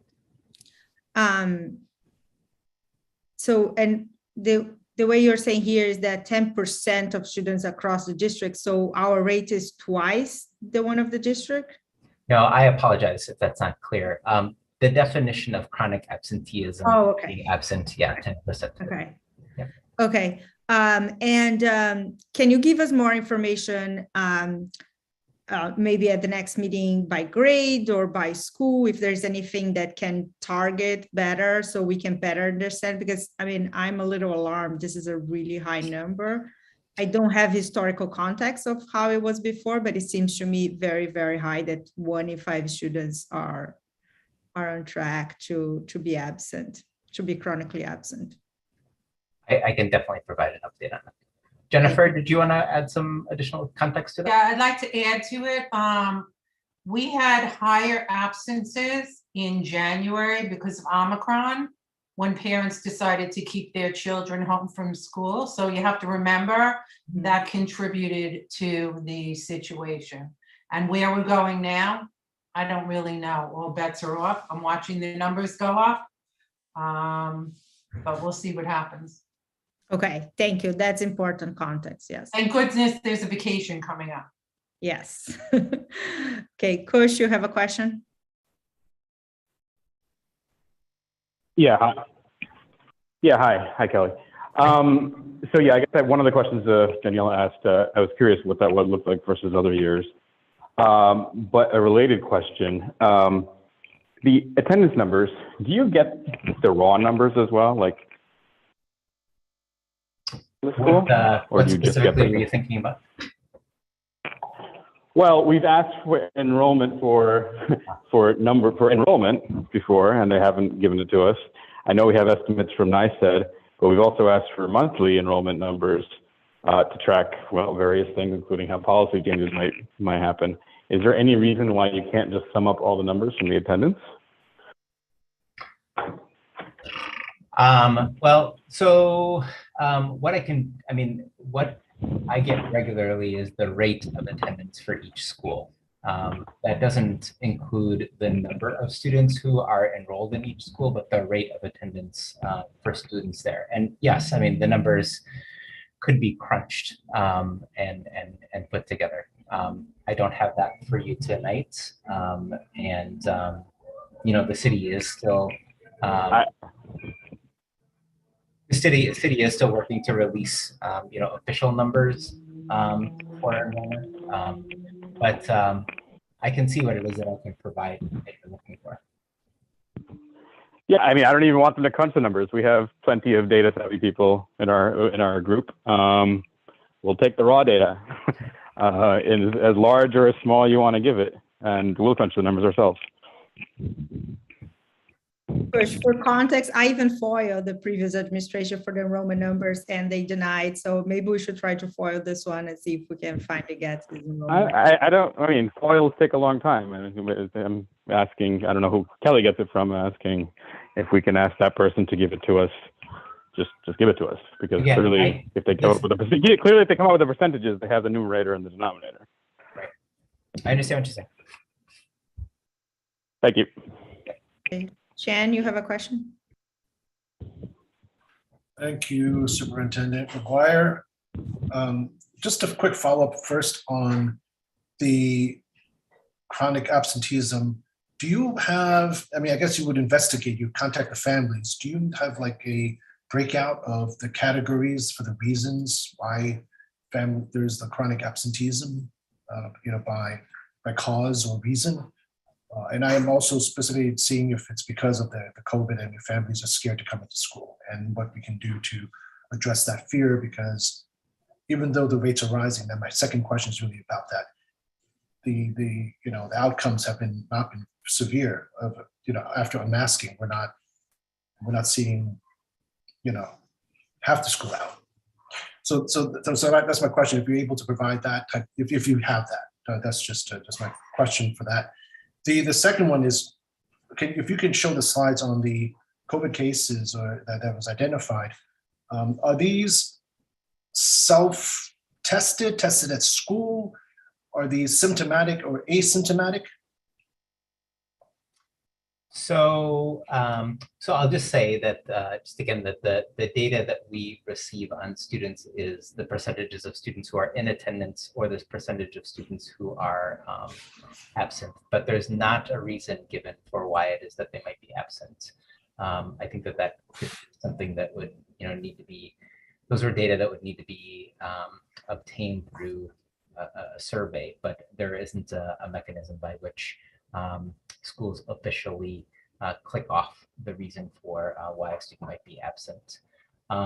You're asking about the numbers of students who are reporting the numbers of positive cases. And yes, many of those students are self-reported, but it's a combination really, because anytime a positive test is shared with a school administration or people in a school who are in charge of reporting positive cases, that gets recorded by the situation room. So it could be a family who calls into the school to say that their child has tested positive, or it could be a child who tests positive through the random school testing program that exists, regardless of which of those, you know, mechanisms those data come to us in the same. They're like positive cases that are reported to the situation. Thank you. Sorry to mix up the questions, but to respond to your answer for the absenteeism, would it be helpful to categorize to research the issues why, and have categories so you can identify the scale of the problems, the type of problems, so you could focus support or counselors towards those problems? I would be surprised if DOE doesn't systematically identify and categorize the reasons for chronic absenteeism and apply the right professionals to address those. Yeah, I mean, I will say that when there are students who are on the verge of being categorized as chronically absent, and as Jennifer pointed out, this is a year in which there are, many more variables that are kind of playing into these reasons for why kids might be absent from school.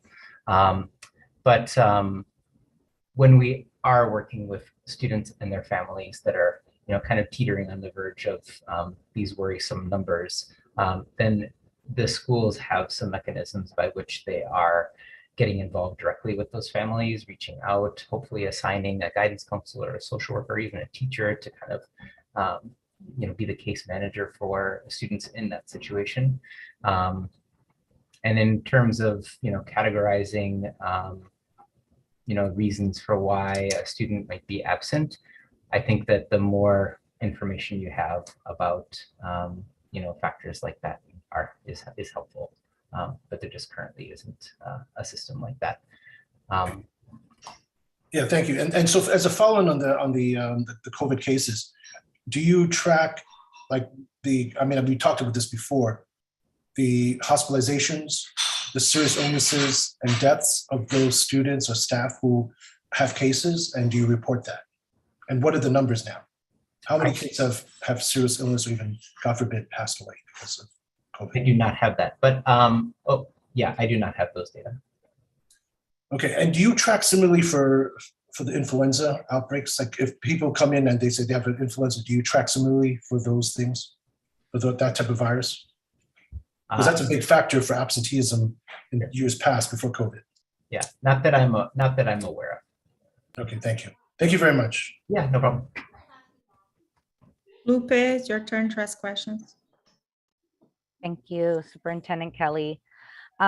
Since talking about attendance, just to get clarity, it was mentioned, I remember earlier in the year, the DOE didn't have the COVID coding as they did previously when someone was quarantining, to be able to be marked present versus absent.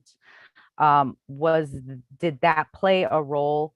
I've read that some schools were even recoding, like going back to code students that were quarantining or staying home, maybe out of an abundance, so they didn't have the positive case. I know there was an abundance of families that stayed, that did not even come into school due to the fear of safety inside schools for quite some time. And I think this being an outlier, definitely COVID this year. But what did that coding, are you familiar? Are you even aware? Your face tells me that you're not even aware of it. There were some schools in our district. On the question. Yeah, it was the way that attendance gets coded apparently for the COVID quarantine versus a family that may not have had the positive case, but staying home out of an abundance of not wanting to send their child to school to catch it. And I know a family mentioned to me that their school had, after the fact, I think it was maybe February, they were informed that some of those absences would be coded differently. And is that typically the case, like even in a normal school year, that parent coordinators, along with the secretary who deals with the school attendance, goes back to code absences correctly? And has that been updated in regards to this current percentage that you're giving us?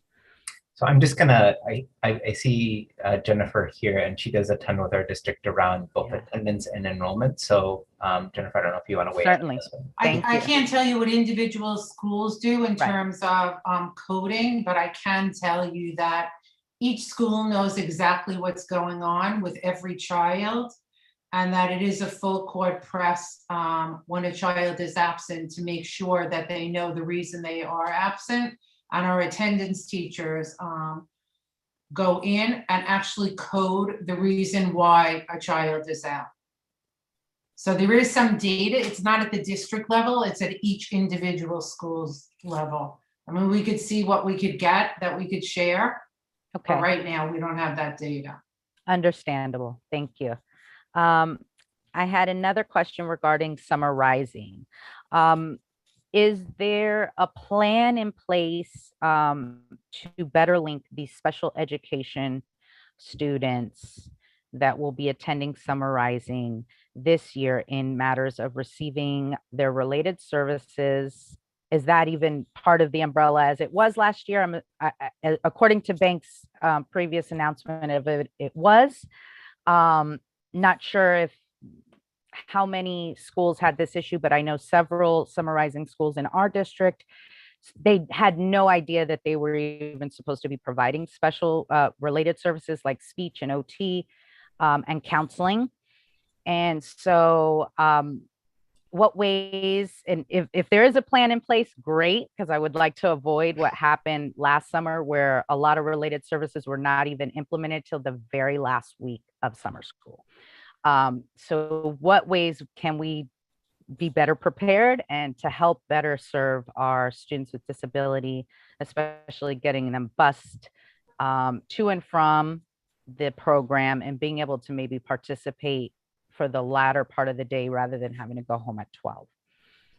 I really appreciate you bringing that up, Lupe, because it is so incredibly important. And, you know, I mean, these are some of the students that not just need the support to continue to develop their skills, but also just really benefit from the consistency over the summer months of being able to receive instruction. I will say that this year's, and some principals might, you know, hit me in the head for saying this, but this year's, because summarizing is still a heavy lift and a lot of work to get ready and to get going. But I will say that the principals with whom I have spoken so far, and also from the district level, we are just in such a better place of being organized and prepared for this summer in comparison to last year. That being said, you know, last year was the first year. Last year was a year in which we wanted to provide, you know, everything that we could possibly provide to kids.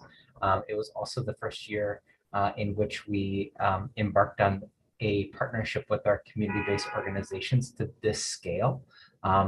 And as a part of that, the application for summarizing last year actually went through the Department of Youth and Community Development rather than through the Department of Education. When you have the opportunity to see the portal through which families or parent coordinators can sign up their children for summarizing, you will kind of breathe a sigh of relief. I think it's 4, maybe 5 steps. It's incredibly easy.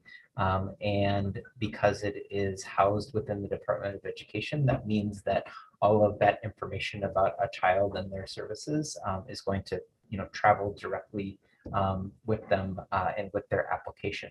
And so we feel like we're in a much better place of being able to provide services that are mandated through a student's IEP for students who attend summarizing. And yeah, we're ahead of the timeline last year, and the systems that are put into place are looking much better in terms of being able to smoothly provide services and fully provide services. That sounds great, because that was going to be my next question. And just to make sure I'm hearing you correctly, because that was an issue with the community-based organizations, even within the school, right? Having a different list of students than the actual school had for that morning session of academics portion of summarizing. So you're saying it's streamlined now, which will that will improve things a lot. Thank you so much. Sure. I appreciate it. Thank you. Yeah. Okay, if there are no more questions for Superintendent Kelly, we'll now go for report of committees. Any committees want to provide a report? Ushma? Just want to send a shout out to Michelle and Chen and to the rest of the council for giving us the opportunity to use our unobligated balance, and to the magicians in the DOE who approved the budget, we were able to convene and buy 33 graphing calculators and 192 backpacks stuffed with school supplies. We've had, yes, that will all be deployed to students in D2 who are perhaps free and reduced price lunch or economically disadvantaged. So just wanted to say that we are in the process right now of examining where we're going to deploy those supplies, because it's a large undertaking. We ended up having to ship everything to Kelly's office, so he may or may not be able to actually work from his desk. So Reggie, he might be sitting in your lap for a little while until we can figure out how to deploy all of the goods to different places. But it's a good thing that we did, like an extremely good thing that we are doing as CECD2. Ben also suggested that there are a number of Ukrainian immigrants in D2 schools, and so we are going to do what we can to use some of these supplies to at least advantage them from a school-based perspective. I had intended to host an STH meeting this month, but this was really the bulk of the activity that we did. So I will do what I can to try and mobilize something in May.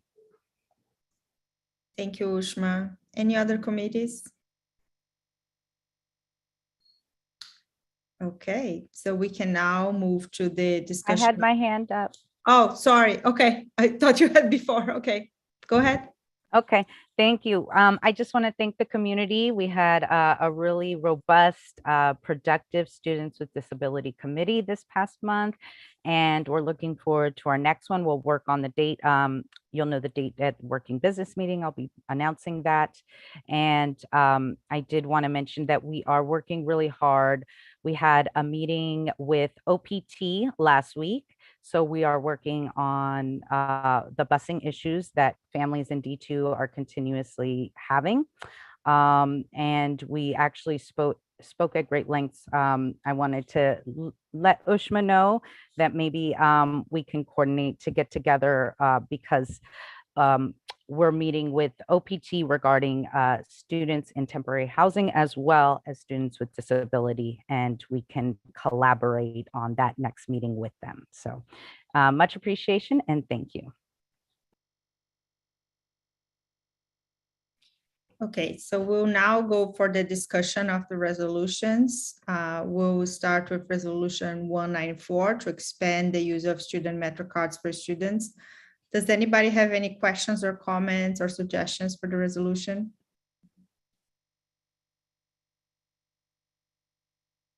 Lupe?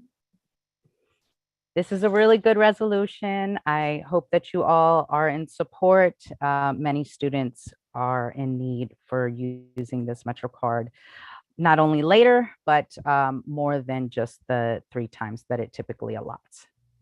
Thank you. Ben? Yes, I just have one issue with the therefore be it resolved. And I talked to our superintendent Kelly about this. It doesn't, the second therefore states specifically for, I believe it says for high school students. This one leaves the 5:30 a.m. to 10 p.m. time for just for all students that get Metro cards, so middle school students. And I don't know of any middle school students that need access to subway services, bus services till 10 p.m. So I understand the need for high school students, but I either this expanded time frame should be collapsed for middle school students, or not collapsed, but made more narrow, or just set that time frame for high school students. And I believe when I spoke with our superintendent and Jennifer Greenblatt as well, that they confirmed that there's no need for that specific time frame for middle school students. And I'd be concerned if my 12-year-old or as young as 10 were coming home at 10 p.m. at night. That's my one suggestion, that to be changed, either add high school, the time frame is for high school students, or a different time, or to leave the time alone as is for middle school students.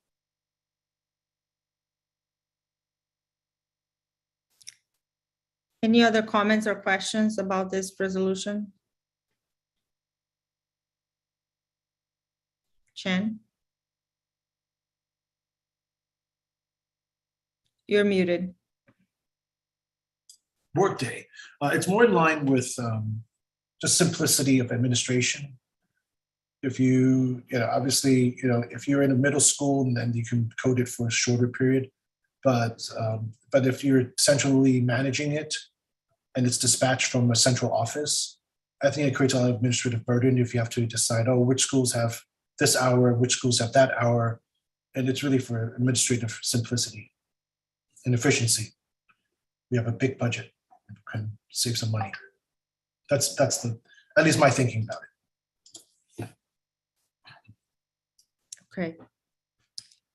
Okay, so we'll now have discussions about the next resolution, resolution 195, recommendations for GNT admissions for the next academic year. Does anybody have any comments or suggestions for this resolution?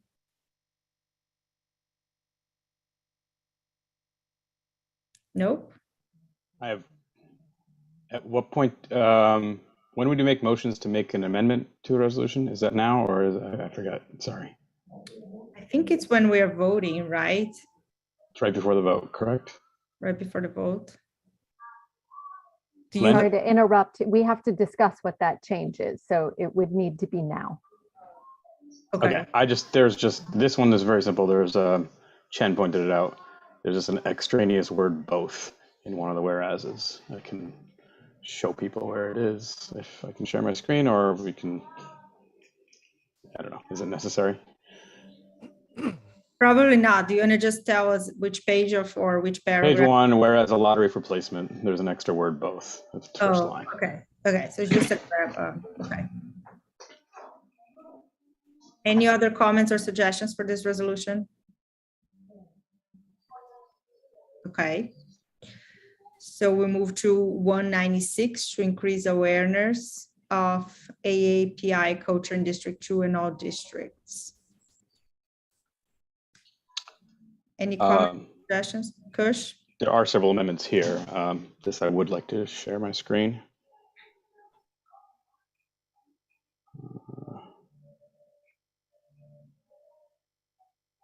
Did that come through correctly? Yeah, we can see your screen. Okay. A little bigger, just a tad bigger. Bear with me. That work? Thank you. Okay. There are several suggestions by several council members, so I incorporated them best of my ability, and some for myself as well. First one's a minor one. Changing from since the inception of the country to since the mid 1800s, because a lot of legislation and actions did start around that time, not really at the beginning of the country. There was a suggestion to include two clauses. This one is new. Whereas whereas former Chancellor Carranza has made several comments upsetting to Asian American families early in his term and frequently thereafter, starting the DOE down a path of racial divisiveness. Asian American families frequently called for his resignation. There are footnotes on all those, although there's several examples of each of those. Whereas even former Mayor de Blasio apologized to members of the New York City Asian American community and said the mayor, the chancellor, and the administration could do better. Another whereas, this was pointed out by Oshima and several others. There was a mistake where there were the percentages where the number wasn't actually given. And students of AAPI heritage comprised 22% of District 2 students.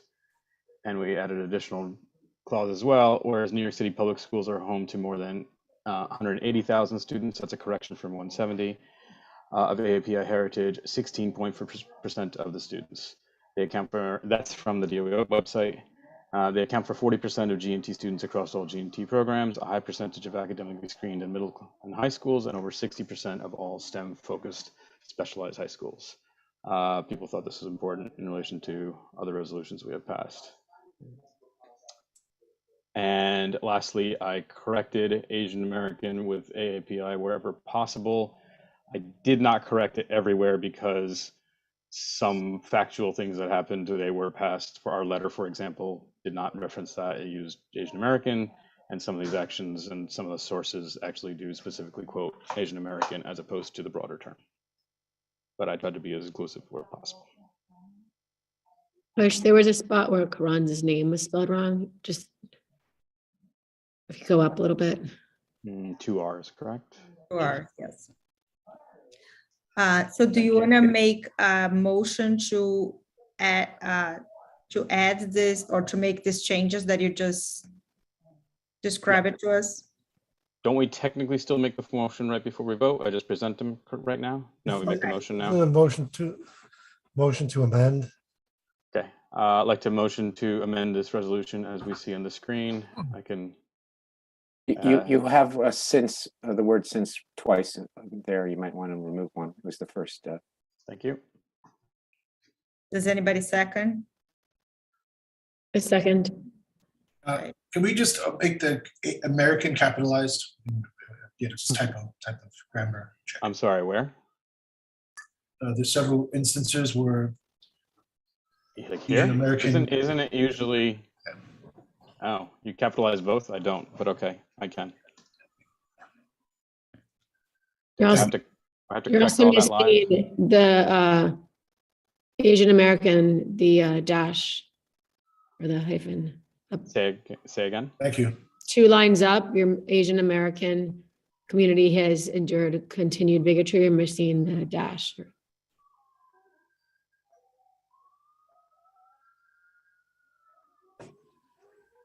Okay.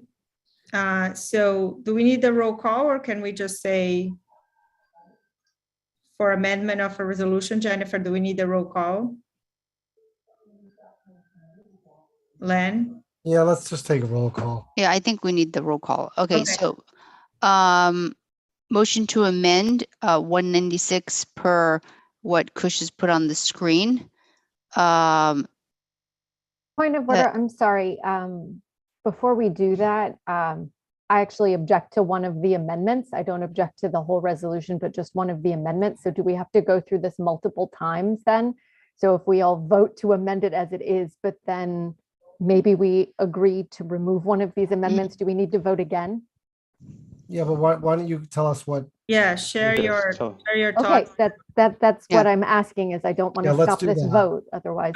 Okay, so the one that's at the top of this page right now, whereas former Chancellor Carranza, if you remove that, as well as the next one on de Blasio, you certainly have my vote because I understand the point of what you're talking about. This is also kind of at the root of culturally responsive education that, you know, we need to hear more about Asian Americans and Asian and Pacific Islanders. I just don't see the need to enter in these 2 clauses in there. I think you have made this point several times about what the previous administration has done. We don't need this here, and we don't need to continue to talk about this. If we want to just support that we need to be giving more Asian and Pacific Islander history in the schools and thinking about this, I don't want this in that entire resolution. Shan, do you want to answer that? Or do you have another point? Yeah, I think it's important to point out how the DOE has been involved with anti-Asian discrimination and hurtful rhetoric. I think it is important for the new administration to understand that and see that and to correct that in the future. And if we don't identify that, I think that would be a disservice to the community that has been hurt by this.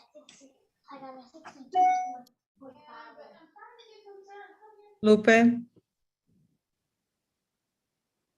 I was just going to agree with Ushma as far as I fully support a majority of this resolution. And if those two portions were out, that he's out, the whereases, yes, the two whereases, if they were out, I would definitely be a yes. Because I am a strong believer in cultural, responsive, sustaining education. And this does tackle a lot of those issues, but I don't see the need for those two whereases in there, especially because you guys have passed resolutions that have addressed those issues.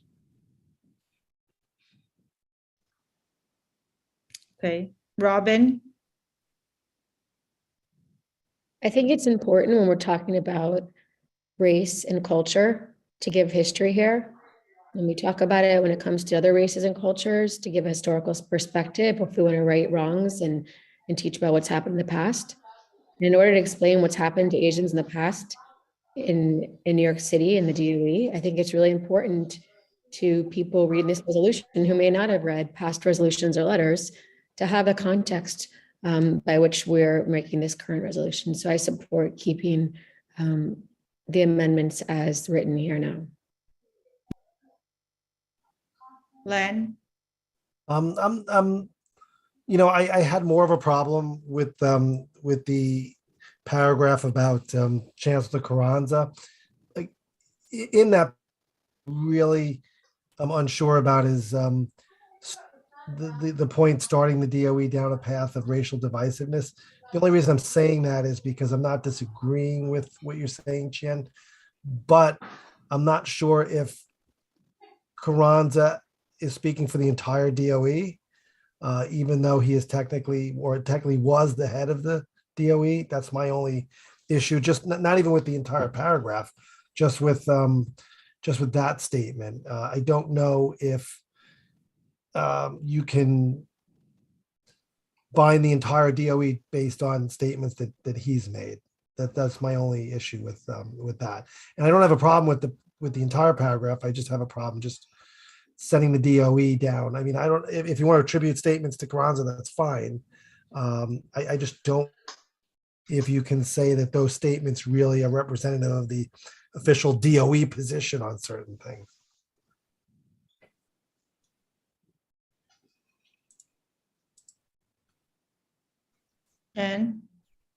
And then we'll wrap it up and move on. Robin, you already spoke, right? Or do you want to speak again? I already spoke. Okay. Okay, go Chen and Jenny. Yeah. It's not simply that he's a figurehead, Carranza, or, you know, then Chancellor Porter, or the Mayor de Blasio. They enacted policies designed to reduce Asian enrollment in G&T and specialized high schools and accelerated programs. Carranza was the one who said, I don't believe any one ethnic group should own the test, which means as a dog whistle targeted at Asians.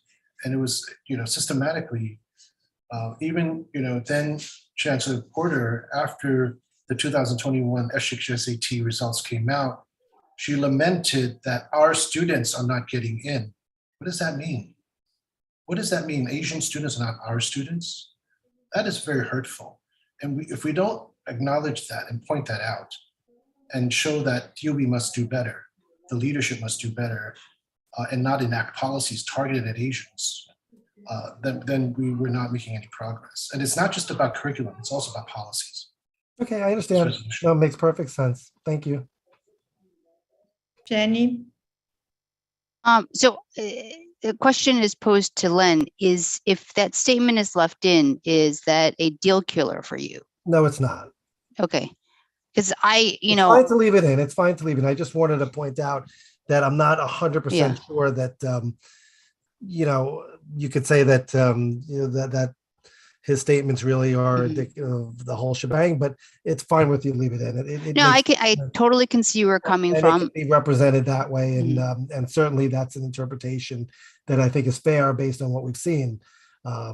from the last administration. So I'm okay with it being left in. That's fine. Got it. And I think that in this particular instance, I do think context is important. I feel like we are beating a dead horse because this has come up so many times, but I do think that I think it was Robin Keller who pointed out even though it's been super repetitive, it's important to have the context so it's tethered together, because if you read this 6 months from now, you might not remember the genesis of this whole thing. Bush. Thank you. Yeah, I would agree. I might have been amenable to removing those two clauses if my other two co-sponsors felt the same, but apparently they don't, so I won't suggest it. Len, if you're willing to suggest other wording for this. No, it's fine. It's fine. It's I'm okay with I just that. wanted to mention that point. I have the language is it's okay. I do think it's important as a leader. I would accept slightly different wording. I don't feel that strong about the wording of those words, but it doesn't seem like that's the major point. And lastly, I agree with my co-sponsors on this. The context is important. In fact, Ushma, you actually specifically said that perhaps it shouldn't be in all the different resolutions, that we should write a resolution specifically regarding this. I think that context is important. I also think that there are people still in the DOE that were installed by Carranza. I think this is still an issue. I can tell you another issue that I personally have, and others may not have it, but there's a sensitive, I forget what it's called now, what we call it, but our sensitivity training. I know there's a different terminology that we use now, but that we're subject to. I think that is still indicative of the previous administration. I think those are vendors that we had hired during them, and I take issue with that because I think it hasn't addressed these issues. So I think in particular these two pieces are important additions for all the above. Okay, Ushma, last comment, and then let's vote on the motion and move on. Thanks, Daniela. I heard all of you, but I keep going back and reading the therefore be it resolved that is at the end of this resolution. And I agree with everything that you've said there, but not a single thing in your therefore be it resolved has anything to do with the DOE, with Carranza, with the way that they speak about AAPI. And so I just kind of fundamentally don't get why there is that need to put that in there. And I actually do truly think that what Len said is important. Like, you've got this figurehead who said these things. I don't disagree that he said them, and you've got the citations there, but it's not needed here. Like, this resolution comes from all, like, you have the opportunity, we have the opportunity to pass a unanimous resolution that we think that it's really important to recognize AAPI history. And there's no need for these digs in there. And if anybody is reading our resolutions, they're reading more than just this one. Like, we have made this point as a council again and again and again. I think it's, Kush just said that he was amenable to removing those two things. It's still a very strong resolution then without them. It makes a really strong point, and I think it makes an even stronger point when you have a unanimous council behind it. Okay, Jenny, and then that's the last comment. We'll move on for time. Yeah, no, it's a great point. I would be amenable to remove them if we get a unanimous vote. I do think that for the greater good, if we can get this resolution to a point where all of us vote yay, that's probably a bigger statement than anything else.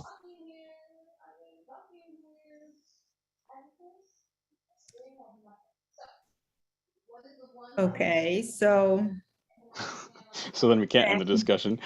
I know. Jen. I'm trying very hard. Jen. We have a whole whereas about historical racism and discrimination.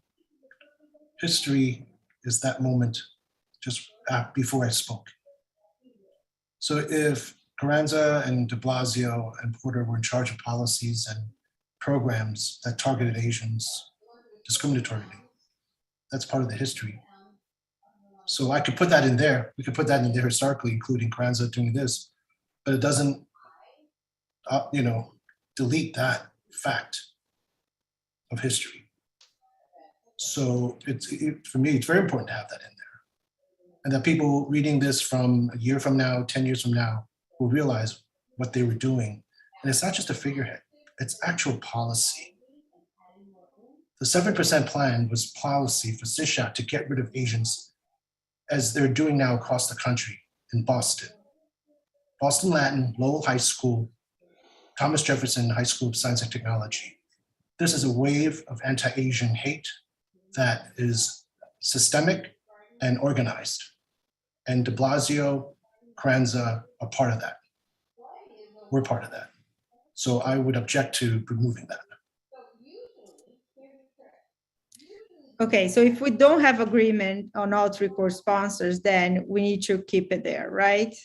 That is what I said. I said I would be amenable to removing it only if both, or I didn't Okay, perhaps we clarify, don't but have my full intent was. agreement, so, okay, so there is a motion. Kush, you put a motion on the floor, right, to add it, to make these edits? Yes. I forgot who. I second. Robin second, okay. So Ben, do you still want to make a comment, or we're putting the resolution as it is, because there's no full agreement between the sponsors?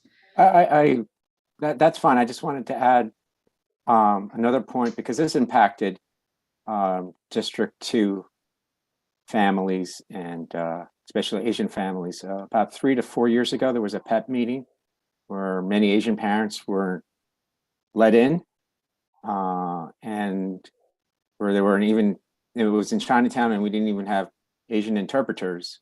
It was an in-person event. I mean, it's the history. And there was a cycle of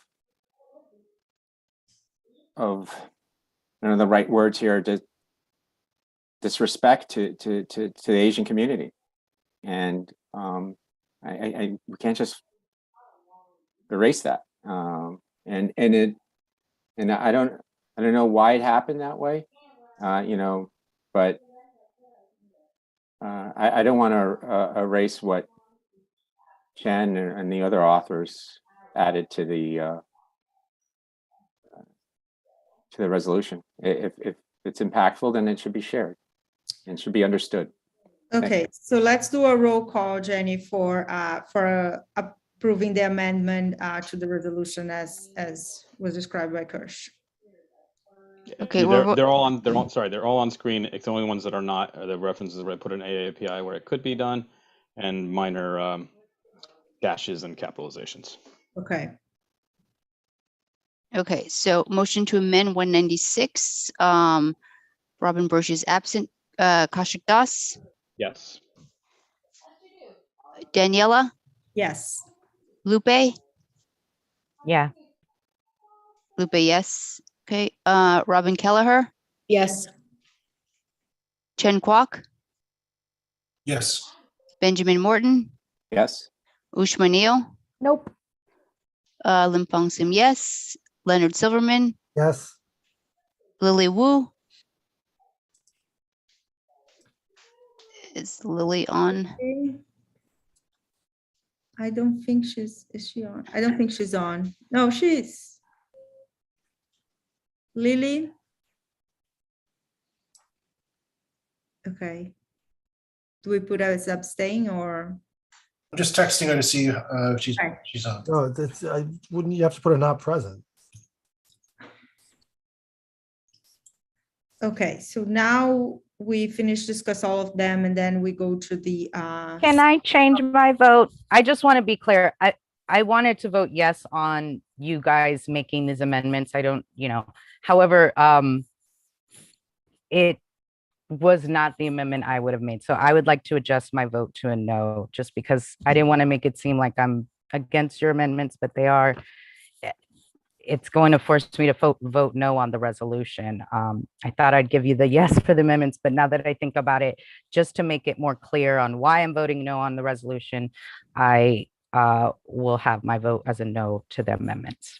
I honestly don't think you can change. I think I'm just a little unclear as far as, was that Carranza piece even in there? Like, is that part of the amendment, adding it?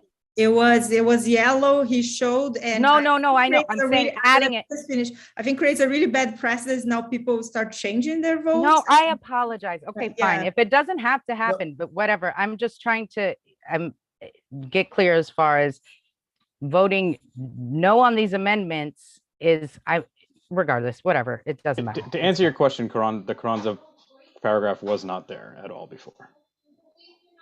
Yeah. Okay, then I would have voted no. I apologize. I was assuming that I was Okay. trying to take it out and you guys didn't want to take it out, so it didn't matter with the amendment, but Point I get of it. order. Point of order, Madam Chair. Yeah, Glenn. Person. Yeah, we had issues like this come up before. So first of all, there's really not a mechanism to say, can you come back to me if I want to vote later on or see how it is? And also, once the vote's done, that's it. So I tried to catch her before she finalized. That's why. It hadn't been finalized. She hadn't gone to the next vote. My apologies. Ben. Lily is not a co-host, so maybe that's why she can't vote. Oh. She can't unmute herself. Oh, Janie, if you can make sorry. Lily a co-host. Oh, she dropped. Okay. Sorry, B. Okay, now she's a co-host. Okay, thanks. Okay. Yeah, So, maybe she can ask her if she can vote now. Lily, what's your vote for amending the resolution?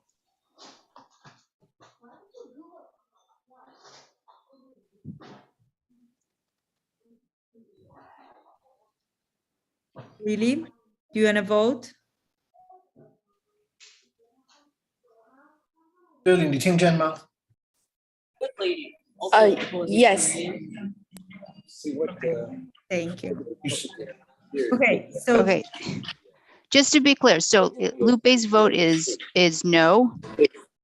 Am I, or do we? Thank you, Janie. I would appreciate that. Okay, Yes. so Wait, I thought we weren't allowed to change it. she voted yes, and Len said we cannot change. yeah, I don't think you can change that. I needed clarification on whether that Carranza, it was confusing. You guys decided you were willing to take it out. I apologize. I just don't agree with that. So if you want to keep it as a yes, It's on the record This isn't that the I vote. do This not isn't the vote agree on the with it. resolution. This is just a vote for the amendment. It's not a vote. Okay, it's on the record. She already No one's said- saying you're supporting No, the I resolution. know. Can you please, okay, guys, please. Jenny, can you please tell us the vote on the amendment, and then we'll move to speaking session. yeah, so the amendment passes with 9 yeas and 1 no. Okay, thank you. Okay, now we're gonna go to the second speaking session. Let me. And there's only one person signed up. Okay. Hang on, let me just make sure. It's hold on, Demi Jean. I don't see. Do you see Demi Jean? Jean, you can raise your hand. I see Dimitri here now. Was he? I don't know. Dimitri was in the first session. If he wants to Yeah. speak now, I guess that would I be don't okay. see Jimmy Jean. Okay.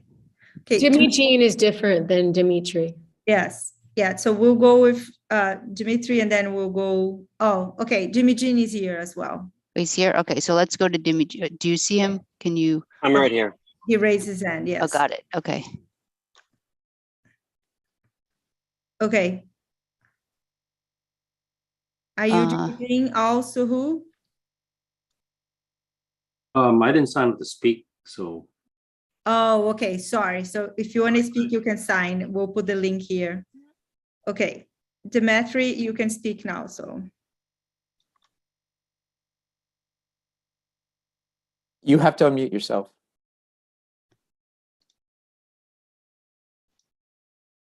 mute. Sorry about that. 2 minutes and the time Technology. there. 30 seconds. Again, guys, thank you very much for everything you do being here. I really appreciate it. Having done this myself in the past, I appreciate the time and the effort that you do. I'm not going to weigh in on any of the current resolutions. I just wanted to repeat what I've said before in the past. Now that the science has continue to evolve and change regarding the COVID in the schools. And we're seeing that the releasing of the masks has not had a huge dramatic impact. I really would like to push for everybody to at one point to do a resolution regarding basically medical informed consent. At the very heart of all of this is medical informed consent. Kids should not be forced to take a COVID vaccine to go to school, to go to sports, to go to prom, to participate. My kid last week got hurt and I was there to go pick him up from the nurse's office, but then I could not. So parents aren't even allowed to come into the schools at this point when the rest of the society is open. So I urge you guys next month, if you can, going forward, to really push this issue. Thank you. Thank you. Jenny, do you have any more speakers? Yes, hold on.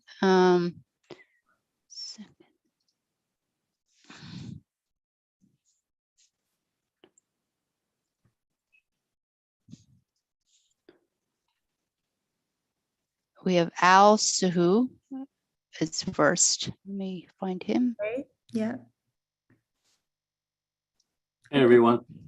I want to thank the council for putting up Resolution 196 on the increasing awareness of AAPI culture. It's very important to get this resolution passed. So I'm thinking about a compromise to get a unanimous vote. What about, would you consider removing reference to specific names and just say the previous administration, previous chancellor, previous mayor? Maybe that would work for everyone. Just want to throw that out there as a possible compromise. That's all. Thank you.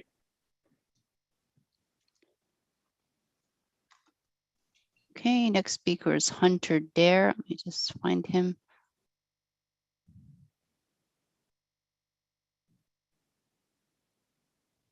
Hello. Yes, we can hear you. Hi, I just wanted to speak in favor of the gifted and talented resolution.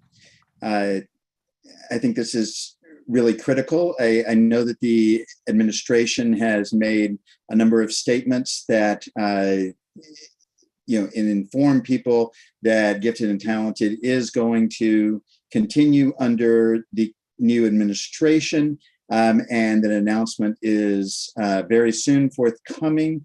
I think that a couple of important things about this resolution are, one, that parents need to know very soon, and that's one thing that the resolution calls for, because there are a lot of other admissions offers from a variety of things, from charter schools, from private schools, as well as opportunity. We're getting into the spring moving season or summer moving season soon. People will start looking at alternatives to New York as well. So I think it's critical that parents know if there's going to be a clear opportunity for their kids and what the likelihood of that opportunity to participate is. The second thing I think that's really important about this resolution, and what I really love about it, is how it really centers the needs of kids that are underrepresented and gifted and talented. It specifically addresses that there are twice exceptional kids with disabilities, kids from ELL backgrounds, and kids that are economically underprivileged, who face much greater burdens in terms of getting into a gifted and talented program. And it calls for the use of local norming. Local norming means that individual groups within neighborhoods or groups that have a certain disability. Hunter, you had your 2 minutes. I'm so sorry, but I think the timer was not. Can I finish? Yes, very quickly. Yes. So because of that, I think this local norming and our request for it really says a lot about this CEC and what priorities that it sets. Thank you. Thank you. Any more speakers, Jenny, or can we start voting on the resolutions? Nope, that's it. No more speakers. Okay, so we're going to start the vote on the resolution. So the first one is resolution 194 to expand use of student metro cards for students. I move for approval of resolution 194 to expand the use of student metro cards for I students. second that. Second. Okay. Okay. Koschek, yay, nay, or abstain? You're muted. Who? Oh, thumbs up, yes. Daniela, Yay. Lupe, Yes. Robin Kelleher,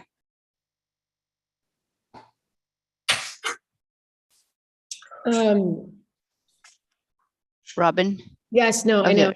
I'm just thinking about the time for middle schools. So I echoed Ben's feelings. Yay. Chen Kwok, Yes. Benjamin Morton, Abstain. Ushma Neal, Yes. Lim Fong Sim, yes. Leonard Silverman, Yes. Lily Wu. Yes. Okay, the motion passes with 9 yeses and 1 abstain. Great. Point of order before you get to the next motion. Yes. Oh, actually, wait, it'll come. I can do it after the next one. Go ahead. Okay. Can I just say one Approval. thing? Yeah, if you need me to say yes, I can. Sorry, I couldn't before. And Janie, just someone had mentioned, I know you're doing a lot, but someone mentioned the chat didn't come back on. Okay, all right, bear with me 1 second. While she's doing that, I'll move for approval of resolution 195, recommendations for G&T admissions for the 2022-23 academic year. I second. There was no motion for the change made and vote for the change made to it. Oh, sorry. There was What one was the change of a removal of one word. So if you withdraw, let me put in I there. will withdraw that motion Um, to approve 195. I'd like to make a motion to change the removal of one word, one extraneous word, which I believe was either many or both in one of the whereases. I second. All in favor? Aye. Okay. Anybody against? Okay, the amendment passes. And now, does anybody want to make a motion to approve the resolution? I move to vote for approval of resolution 195, recommendations for G&T admissions. Second. Second. Okay, roll call. Okay, Kush, Yes. Daniela, Yes. Lupe, No. Robin Kelleher, Yes. Chen Kwok, Yes. Benjamin Morton, Yes. Ushma Neal, No. Lim Fong Sim, yes. Leonard Silverman, Yes. Lily Wu. Yes. Okay, motion passes with 8 yeses and 2 nos. Point of order before the next motion. Yes. Oh, are we doing point of order? No, go ahead, Len. Go ahead. Yeah, I just want to say, just going back to Lupe's point on when she wanted to change her thing. Once you started to say the results, it was too late, but there is another way that it can be done. And that is after the chair announces the results, if unanimous consent of the body, I mean, if we all agree to it. Again, Jennifer, I don't know if you were here during that, but if everyone agrees to let Lupe change her vote on the amendment, then technically it's okay. I mean, I don't have an objection. I think it's on the record. I mean, we have video. She spoke multiple times, and I think it creates a really bad precedent that people are going to go back and forth. Before I'll change my mind. Like, our meetings are already way too long and confusing. So let's just move on. I'd like to say something if possible. Okay, but we're not going to move your vote. You can say, but we're not going to change your vote again. Okay, say, Lupe. Well, if I motion, I was just going to say, thank you, Len, for bringing that to the attention of the council, that it's not a vote. My vote doesn't change the results of that particular. Okay. Okay. Thank you. I appreciate you looking into that, Len, and there was no malice behind me changing my vote. Okay, so now we go to the resolution 196, increase awareness of the AAPI. I move for approval of resolution 196 as discussed and amended the resolution to increase awareness of the AAPI culture in D2 in all districts. I second. Okay, Kaushik Das, Yes. Daniela, Yes. Lupe, No. Robin Kelleher, Yes. Chen Kwok, Yes. Benjamin Morton, Yes. Ushma Neal, Abstain. Lim Fong Sim, yes. Leonard Silverman, Yes. Lily Wu. Yes. Okay, all right. So the resolution passes, 8 yeses, 1 no, and 1 abstain. Okay, so we move to approval of the minutes. Oh, sorry, I was muted. So we now move to approval of the minutes. Does somebody have to somebody has to make a motion to approve the minutes? Have we received the minutes? It hasn't been submitted. Okay, so Actually, it was sent to the council for last month's, and no one rejected, or did anyone call for any changes, Janie, last month? Oh, just the summary sent around? No. so can we? We could approve that.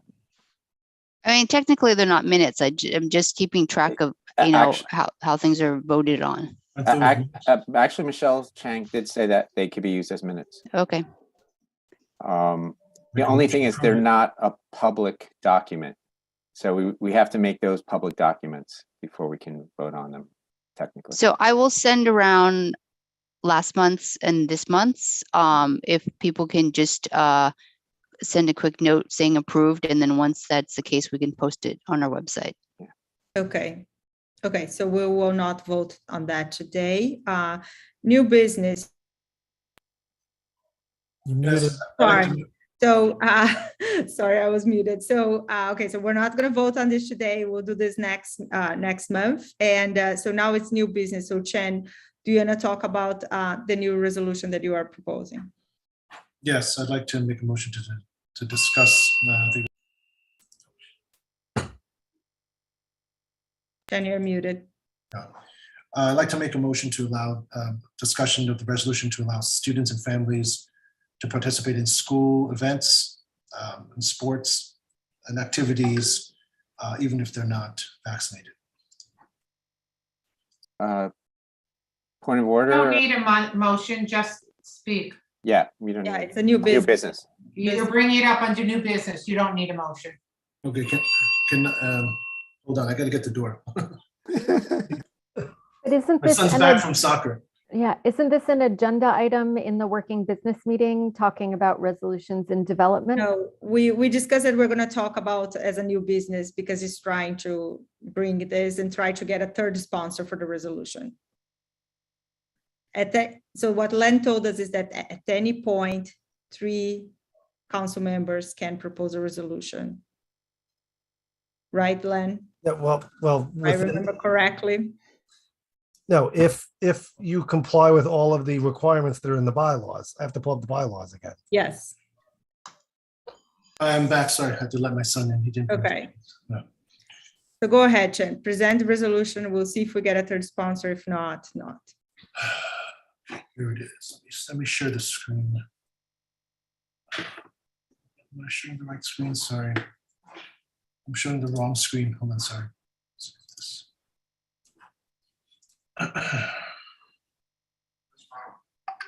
gonna call Ethan. I thought I had this.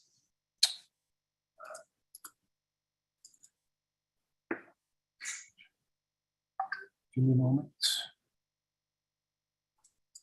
Can I ask if we are discussing this just as a resolution for next month? Or is this a resolution we're discussing because we would have had to have a public session for comment about it otherwise? So I'm still just confused about what we're doing here. Are we talking about a resolution that then will be brought up next month? No, I thought this was just, it's just being put on the agenda for discussion. Yes, yes, hold on a second. Will not vote today. No, it's not even a, technically, it's not a resolution. It doesn't have sponsors, and it's not been, all the requirements have not been complied with. But I think what is happening is whoever wants, it was added to the agenda for discussion, just random discussion, not as a resolution, but just as a topic. Okay, go ahead. Now, if I can just get this thing on. Okay, you see it? Yes. Thank you very much. So, so I can increase the size of this. My Google capabilities are limited. The Google Docs. I'm sorry, So- Jen, can you make it bigger? I'm over 55 and I can't see that well anymore. Oh, here it is. I found it. Thanks. How's that? Perfect. Thank you. So basically, what we're now, the situation that we have now is that students are going to school every day who are not vaccinated. They're not masked, but they're allowed to do it. Adults are allowed to go about their business every day without masks, without vaccinations. But however, this science seems to change after 3 o'clock. It seems to change after 3 o'clock, where students now all of a sudden need to be vaccinated to do sports, to go to prom, to go to graduation, to take part in any other activities after school. The mayor has, and the state at varying degrees, have edicts of laws saying city workers must be vaccinated to go to work, and private businesses must have their staff vaccinated to do their work.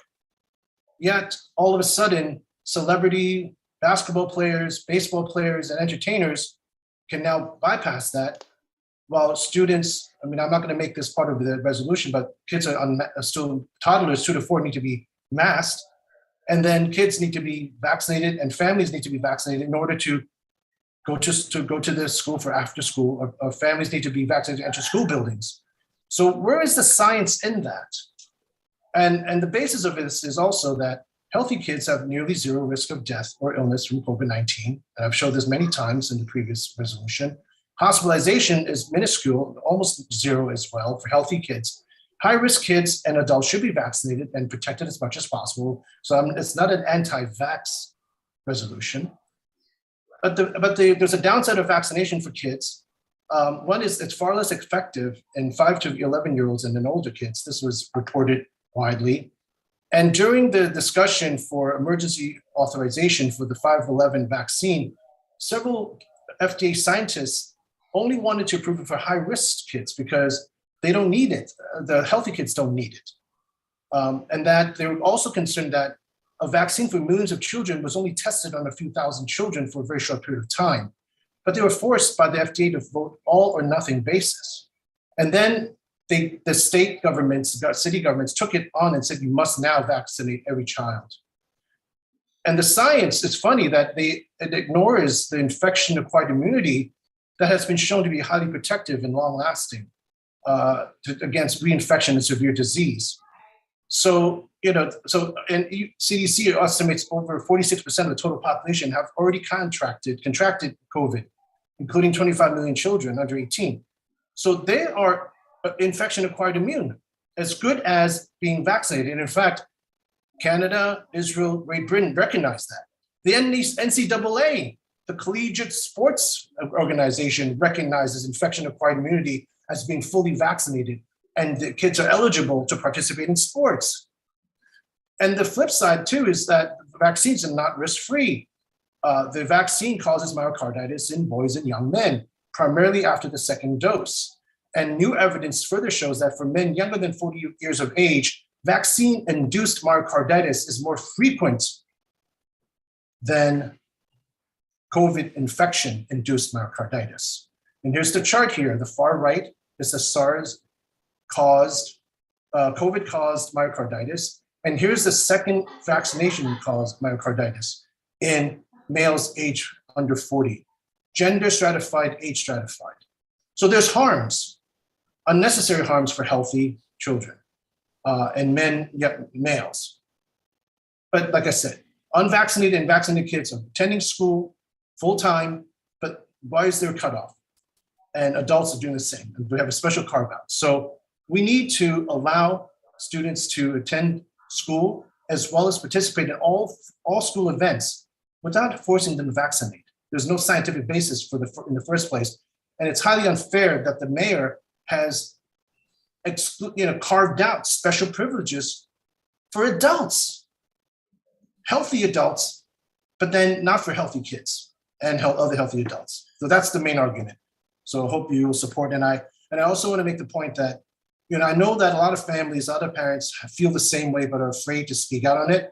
I can take the blows if you disagree with this, that's fine. But I also want to make sure that families out there, the public, can feel that they can speak about this and support it. Thank you very much. Ushma. Thanks, Daniela.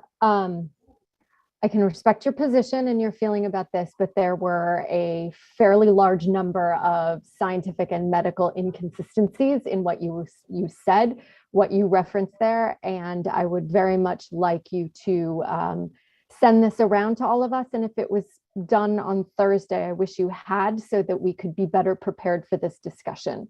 I would vehemently, completely oppose this and would rally any number of different physicians and scientists to come and speak out about it.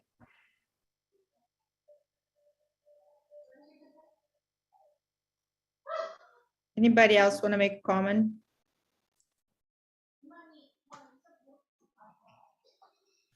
I just want to say that, Lupe, go ahead.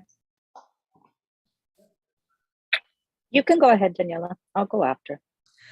Thank you. I just want to say that my understanding is that only 54% of children in New York City are fully vaccinated. And so that has a big impact, these policies, on a large percentage of kids.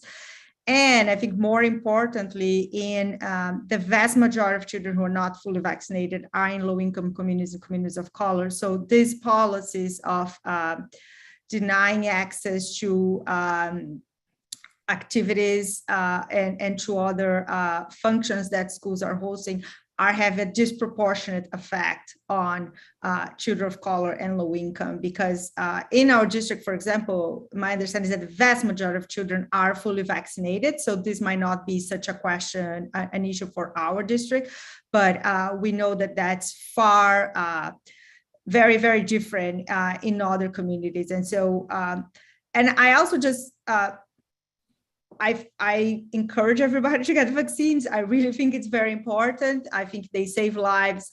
But I do think that the coercion and the double standards that we're living in New York City, where like professional athletes can play without vaccines, but then our student athletes cannot. And then student athletes from other states can come and play in our state, but our own student athletes cannot play in our state.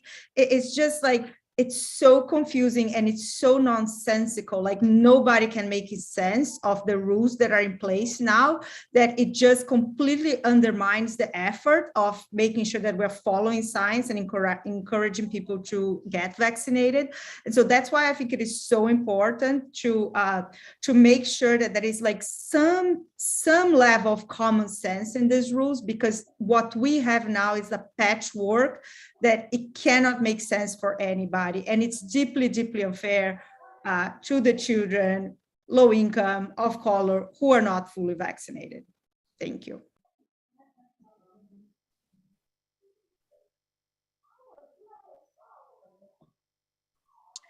Thank you, Daniela.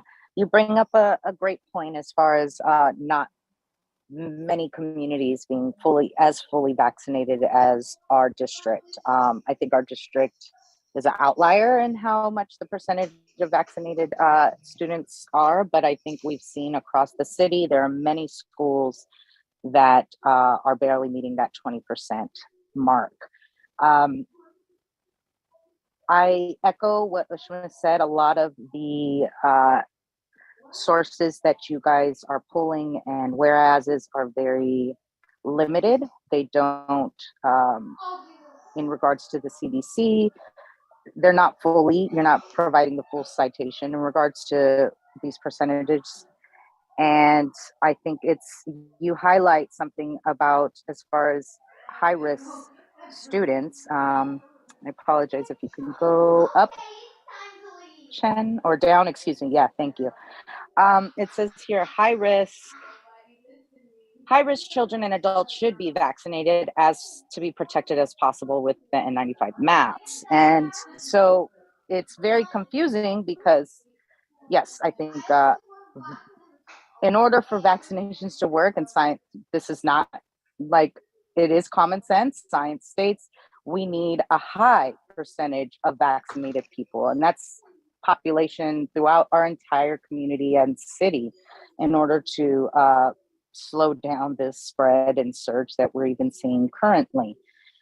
And we do realize that there are medical exemption. In fact, some high-risk students are ineligible to get a vaccine, and therefore it's even more important for us as a population that those of us that are able to. I know this resolution is speaking towards the people that may not be that are medically exempt. I think you pointed out that there are very rare cases where somebody is unable to or has had severe reactions to their vaccination. But when you think about the greater good of the public health, a majority of the people that are not vaccinated for those reasons that are stated in this resolution. It's sad that it is this idea that it's not common sense. I agree that this administration is playing, it's not clear cut, and that goes across the board throughout this country. But one thing I will say is that the science is there, and the science proves masks work, vaccination work, and they work even better when they're used together. So unfortunately, I will definitely not be a third sponsor on this, but yeah. Does anybody else want to make a comment on this?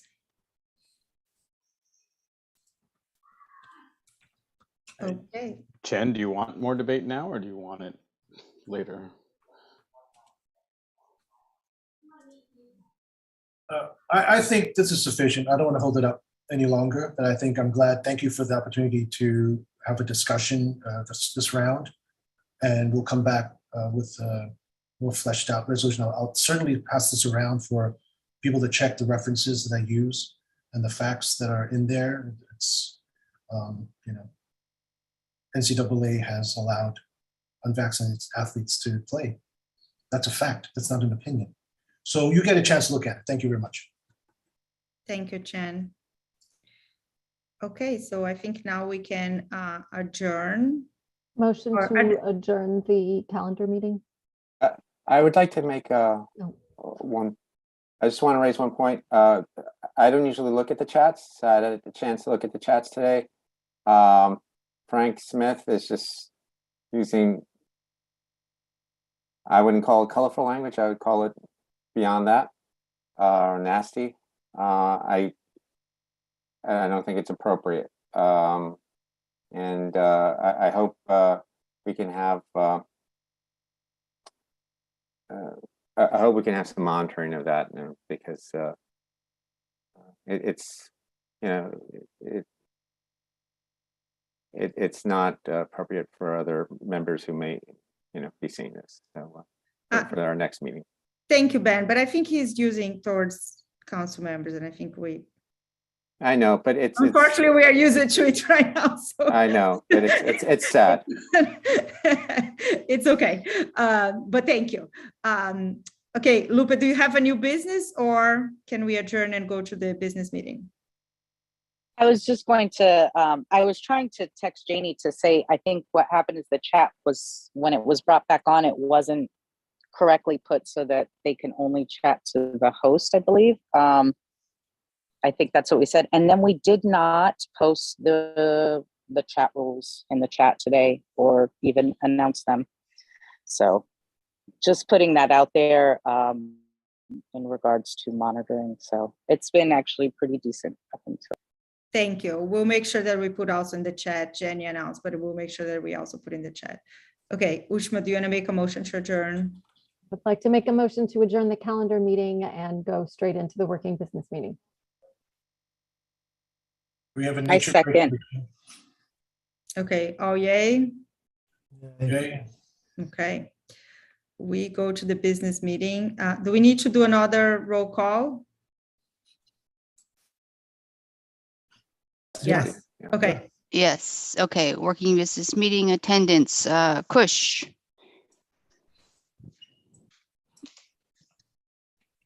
Kush. Oh, and you by the way, there? is the chat disabled now? Yeah. Can you It's disabled. Thank you. Daniela is here. Here. Lupe.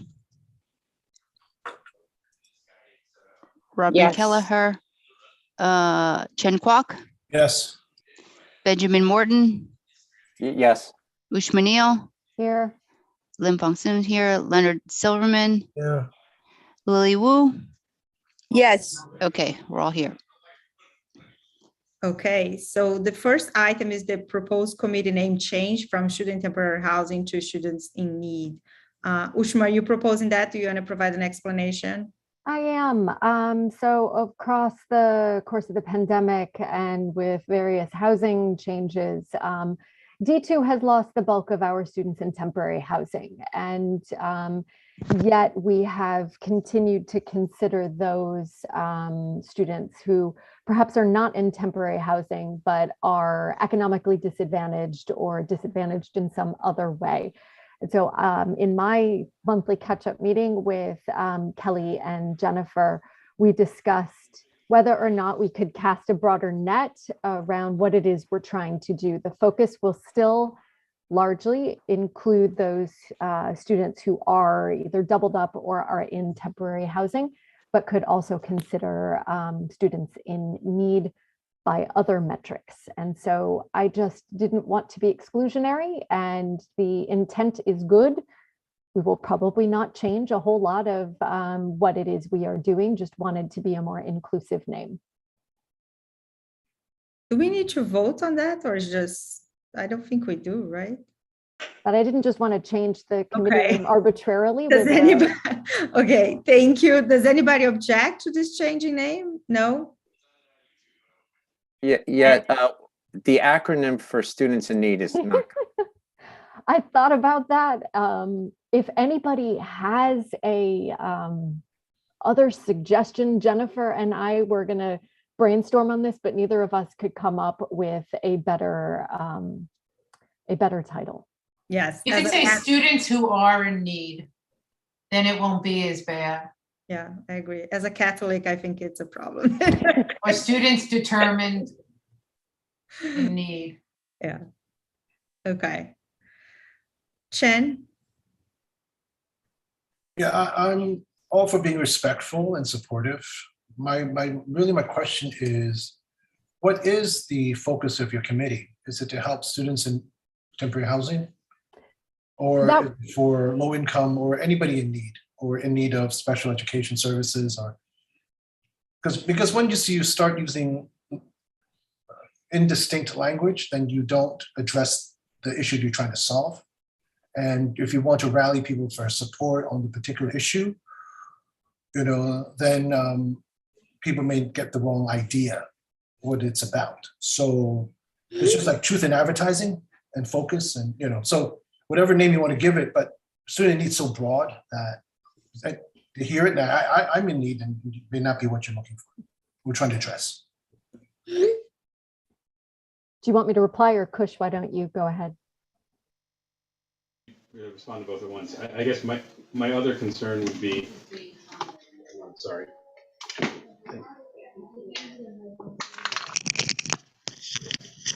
My other concern would be that if you change it, doesn't that put you out of alignment with the initials used by DOE? Which also feeds into Shen's point. Okay, so replying to you both, the focus of the committee is still STH. Believe me, the bulk of what it is that we want to work on and work towards is enabling the STH that are in D2, the STH that want to come to D2, and that population. So by and large, yes, we will still continue to use STH, be aligned with the DOE, be working towards best advantaging that population. Having said that, one of the things that even was, suggested to us as we were considering what to do with our unobligated balance was to help Ukrainian immigrants, who are in D2 and in our schools. They're not necessarily in temporary housing. So the focus of the committee will still be, by and large, exactly the same as it was before, helping those students who are in D2 shelters, who are D2 students in temporary housing, whether or not they live in D2, but that we will not be restricted only to working with STH. So yes, I know that students in need or students with a need is an imperfect acronym because we do not want this to bleed into students with disabilities. That is its own separate committee. Ben? May I make a suggestion then, Ushma? Maybe students in D2 need, or I don't know, something. So it's specific to helping our district kids. Robin? Yes, I'm fully supportive of the idea of changing the name. And originally I thought in need was good. But what just popped into my head, because I've been hearing a lot lately about this, is the word in need when it comes to mental health. And I worry that might be a little muddied in that situation, because that could also be applied to someone struggling with anxiety, depression, because they're also in need. So I'm not against the need. I'm just thinking how to be more clear as to specific need. But I do support the concept of what you're doing. Kush? I have an alternative suggestion to Ben's. Instead of losing the association with STH because it's used by DOE and as Chen mentioned or I don't know who mentioned it, but to get the right people to come to your meetings and such and other publicity, what about STH, or you can call the committee whatever you want, but call it STH and SIN or whatever acronym you lose, so you don't lose the first association, which I think you still want for your core membership and connection. And I don't want to, since we only get to speak twice, I do want to mention this point is not related to your name change, but students in temporary housing. We talked once before about like how many students you thought estimated were leaving. Just for future discussions, those numbers I believe would be for this coming year's enrollment, not the enrollment numbers already reported. So when we say 2,000 people left D2 last year, that ended in October. So I think those numbers are not reflected there. They're going to be reflected in this coming year. But I still appreciate it's a large number, but I just want to be clear going forward. Thanks for that. I see that Kelly put something into the chat, and I appreciate the suggestion to have it be STH and. I think that is probably a really good solution here. STH and economically disadvantaged. STH and SED. If that is acceptable to the rest of you, the Students in Temporary Housing Committee will heretofore be known as the Students in Temporary Housing and the Students that are Economically Disadvantaged Committee, which might be a mouthful, but at least it will be a little bit, we'll be able to cast a broader net. Great. Thank you so much, Ushma. Okay, so now we have a request to include D2 Ukrainian student refugees with councils 2022 efforts. Is that you as well, Ushma, or who should be speaking about that? Ben, sorry, Ben. Yeah, I brought this up with Ushma, but I also brought this up originally with our superintendent, Kelly Bavar, and he informed me there are about not immigrants, Ushma, but about 10 refugees. I don't know if they want to be here or want to stay, you know, but they are part of our community now. And I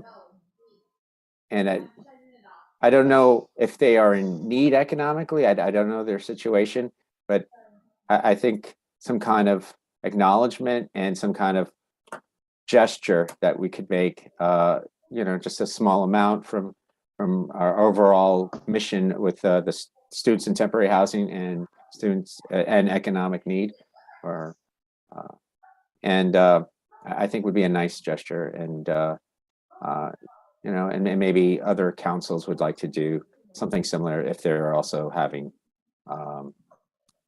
refugees. So that's why I brought that up. Thank you. Ushma?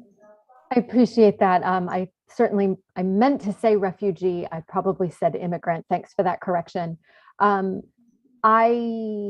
mentioned earlier in the calendar meeting that we're working on what the allocation of the items are that we bought. And one of the things that I indicated to Kelly and Jennifer earlier as we're going through and figuring out where we're going to ship and or redistribute things was setting aside a number of things for these refugees. I fully, completely support that as a part of our mission. And we'll work with Kelly and Jennifer to at least fulfill that at an age appropriate level with the supplies that we did get. That is absolutely my intention.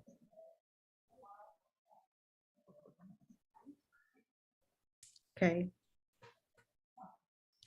Do we need to vote on that?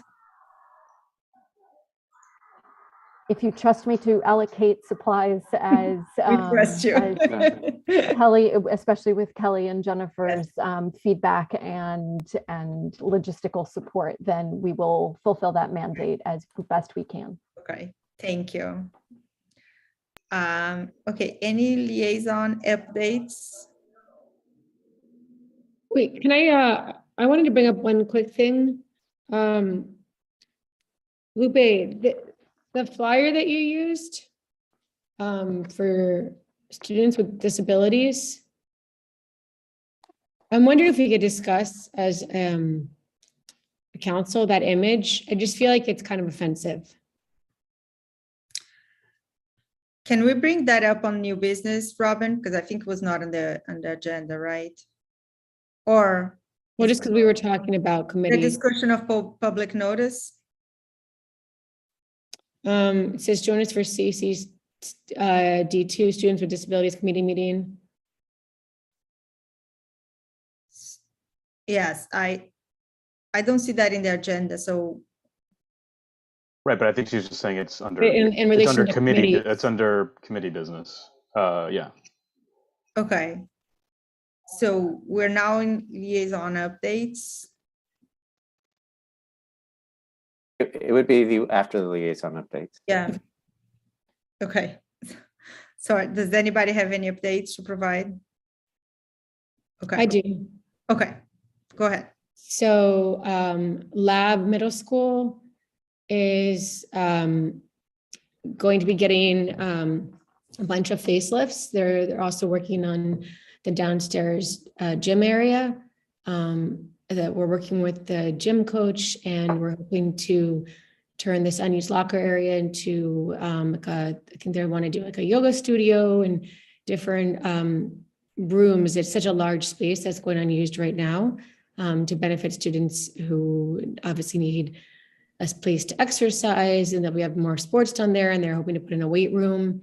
They're also working on, I think, a fountain and some bathrooms. The same is true as well for PS33. We had through Eric Botcher's office, they're adding air conditioning to the kitchen where the food is prepared downstairs. They're repairing two of the bathrooms. They're repairing the ground floor water fountain. And we're working on the facade that was crumbling down. Thanks, Robin. Any other updates from liaisons? Okay, so now we go to new request for council correspondence and our public notice discussion. Okay, so Robin, do you and I'll bring up the points that you were talking? I actually had my hand up for liaison updates. And Oh, for liaison updates. Okay, go ahead, Lupe. okay, thank you. PS 234 has, we've gotten our CSA contract pushed back again. They had to redo the permits, but we're hoping that they are going to be starting the full scaffolding around the school in June. And they were able to reconfigure the scaffolding to allow the children to be able to use much more of their schoolyard come time for all construction. So it's great news. Okay, thank you. Okay, so now we'll discuss the public notice. Robin. Right. So the public notice, this was the committee meeting for students with disabilities. I don't know if anyone can share their screen with an image of it. I can't on this computer. I'm working on it. But there's an image with children. I believe it was used in the past, but it just, I had some people ask me about it.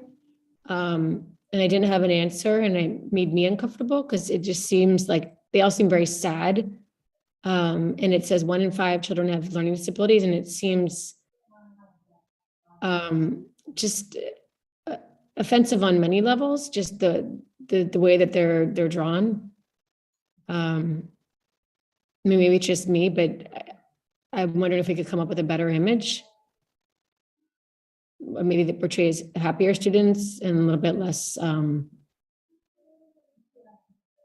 caricaturized. Bushman. I don't have a problem with the image, and I just wanted to note that Emily Hellstrom used this for the last 2 years at the Students with Disability Committee meetings. I'm not exactly sure where she sourced it. I can't say that I've ever looked twice at it and didn't have that same reaction. Kirsch. I did get feedback on it from several members of the Admissions and Diversity Committee, didn't really love it. I'd let them use their own words if they can, but I'll summarize with that. And I didn't notice it at first, but I agree with their points of view. And to me, whether or not Emily Hellstrom used it in the past is not really, it's not important to me in one way or the other. So I think that should be neither a reason to keep it nor get rid of it. But so I would go with current comments more than anything else. Sorry to interrupt. It's just continuity. It's branding. It's that the community has seen it and I hear you. Considered it for. I just brand recognition. Ushma, because we were talking about branding, like we were talking about the students in temporary housing and needs changing, and I think times are changing, and it's I just, if people are bothered by the way the kids look so sad, I mean, shouldn't we maybe explore some other ideas and where kids are happy and finding solutions rather than scared and sad? Okay, it's a suggestion. Okay, so Jenny, do you want to make a comment on that issue? Yeah, I mean, I think it's a great point that it's brought up. I never noticed it. Now that you've brought it up, I stared a little bit more.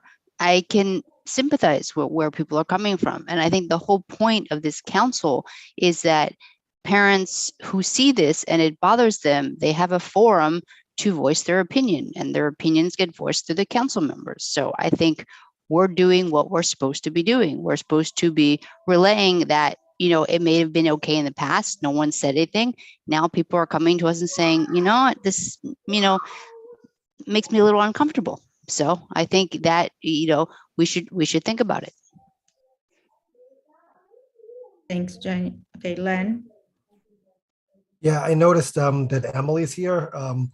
I'm not advocating to have a person necessarily address us, but I would like to, if we were live, I would reach out into the audience and I would say, Emily, can you just tell us where you got the image from? Is that okay with everybody? I mean, I'm not trying to give someone, the floor here, but I am curious about where the image came from. We didn't let Stefan Lautner talk about the French program as much as I also adore Emily. Perfect. I think we Okay. can't Also have didn't a let Fire precedent.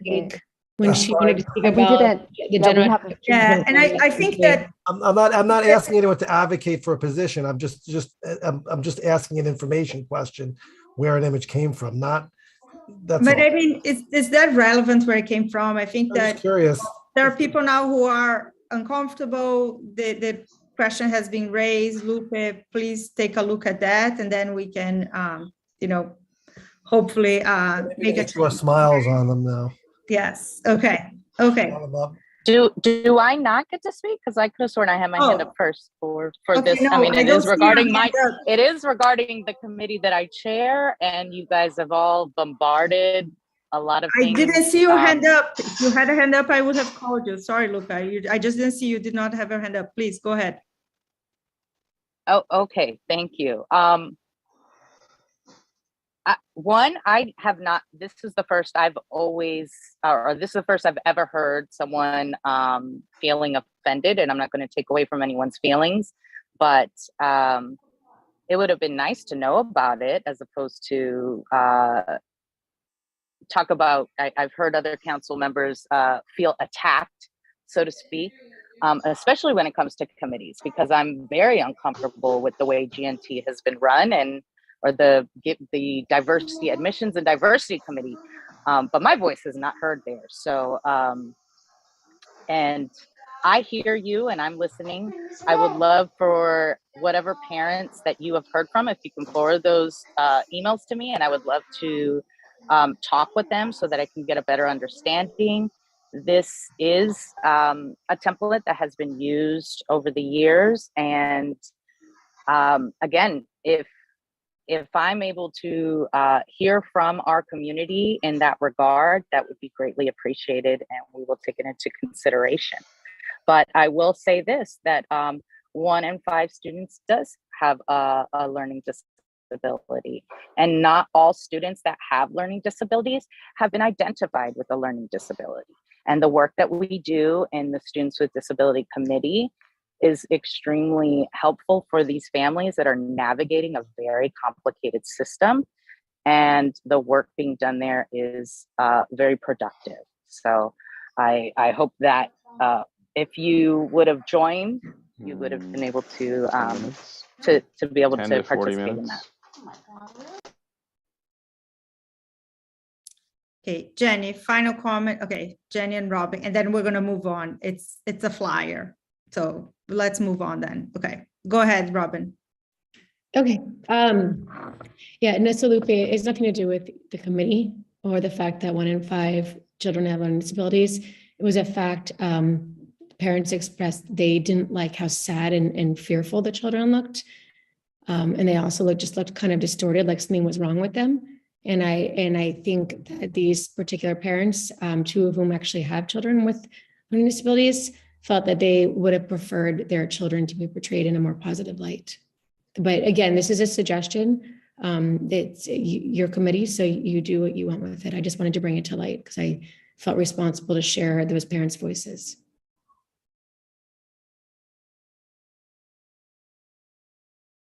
Okay, thanks, Robin. So the suggestion is there. And now we are going to move to resolutions and our letters in development. So I'm sorry. I was going to state that the Students with Disability Committee, it's announcement time, right? That is what I read as far as this agenda is concerned, correct? This is public announcement for committees, not suggestions for committees. Suggestions for the public announcement. That's what we're discussing public announcements, and so she was making a suggestion. Okay. And I would also, anyways, so. No, I would like to make a public announcement for the next Students with Disability Committee, which is what I mentioned earlier in the calendar meeting. We will be holding our next Students with Disability calendar meeting on Tuesday, April 26th at 6:30 p.m. And I had a question for Ben in that regard to ask if the link that you created for the committee meeting last month, is it a recurring link? Because that would be really helpful in allowing me to get this information out in a timely manner. It was not a recurring link, and you didn't ask for a recurring link at that time. Okay, is it possible that you send me a recurring link as soon as possible so that we can get this information out to our community? That'd greatly be appreciated. Recurring links in a public body can create security issues and safety issues. So it's not recommended, or? That would be my view, is given that in the past we've had issues. What is the issue? Of Zoom bombing and other issues. If it's a recurring But that link, can happen. Can't that happen even on a new link? Yeah, but it increased the odds if it's a recurring link. Makes harder recurring links are usually less safe, but I mean, I guess. Is it against the rules? No, it's not against the rules. Lupe is the chair of the committee if she doesn't want that extra technology security. I mean, it's more so getting the link in a timely manner. And I understand Ben is extremely busy. We do not have an AA, and I was very disappointed in getting the information out to our community 72 hours before when I'd asked 2-3 weeks prior. So if this could alleviate some time and work on everyone's behalf, I am willing to use a recurring link. Would that be okay, Ben? Yes, but it's her. The security issues that fall upon you. Yeah. Okay. Many CEC, PTAs, and parent bodies use recurring links. Okay. Okay. So Ben is going to send you a recurring link, and if there are issues. Okay. You were muted there, Daniela. Yeah. Yes. Sorry. If there are issues, there are issues then. Okay, so any resolutions and or any other public notices? Any resolutions and or letters in development? Ushma?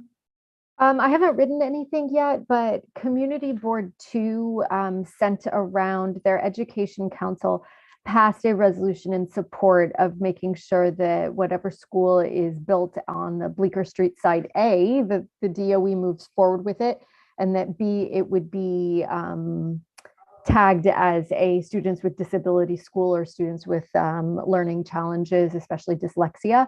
I thought that there was a lot of merit in their resolution and wondered if anyone would want to join me in an adaptation of that to try and continue to pressure the DOE to move forward with the Bleecker Street School, as well as making it one for students with disabilities. Janie, thank you. And Lupe. Okay, I will get in touch with you offline afterwards and share that resolution, and perhaps we can work on the language towards that. Thank you. Okay. Any additional resolutions or correspondence? Okay, so calendar updates. Any calendar updates that we need to be aware of?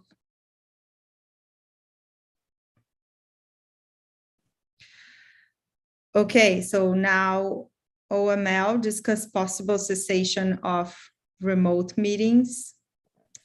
Actually, when that went on the agenda item, yeah, it's now completely changed. We might be remote now for the next 2 years. So, but it doesn't prevent us from having an in-person meeting, as I understand it, or a hybrid meeting. Yes. So that's something to think about. Yes. Kush. Yeah, sorry, Ben, can you summarize that? So we can do whatever, we can have either live or in person? It's up to us? I have to get the legal opinion from the DOE on this, but it is my understanding, and until I'm corrected, that that one, we can either have remote meetings for the next 2 years, or we could do a hybrid, or we could do an in-person. It's Could we alternate? Can we have one remote, one? I assuming that is the case, then I think, as a council, we could do that. So, I mean, personally, I think I've suggested in the past, and I would suggest it again, because I actually think that remote has actually been good for attendance participation. I understand that but I do understand that something is lost by not having. We've only met in person, I believe, twice, 3 times. I've lost track, but something on that order. Something on that order, right? And I think there is something lost there. So I would be for some sort of alternating. It doesn't necessarily have to be one-to-one, but having a little bit of both. And you said you weren't clear, Jennifer. You don't have any other councils discuss this, or do you have any other clarity on this? Jennifer Greenblatt, I mean.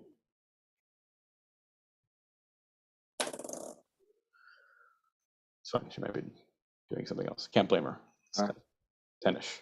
but I just should mention one last thing, is that our term ends in 2 months. So we have 2 meetings, well, a minimum of 2 meetings left.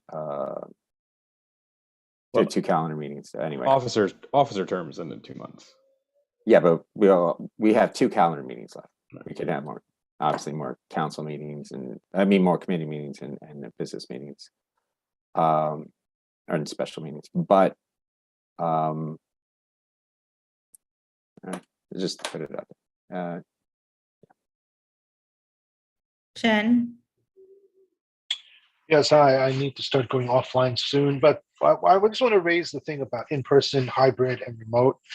I agree that the remote, the Zoom meetings have increased participation from families and made it very easy without the burden of commuting and having someone take care of the kids. In-person has a lot of benefits as well, because people can actually see and hear in real life people talking, and it's a better connection, but it has less participation historically. The issue I have with hybrid is that there are a lot of technical, and we talked about this with Michelle at the 12 o'clock meeting. Lupe and I also, I think, have some level of agreement on this, is that the technical requirements for hybrid is quite great, and it's beyond my knowledge. I don't know if anyone is an expert on AV and remote and computing to enable it. And also, given our budget, I think if we look at the budget that we have, it's really, if you calculate the member, for the members' costs and expenses, it could be a big bill, and against all, and versus all the things we want to do beyond technology.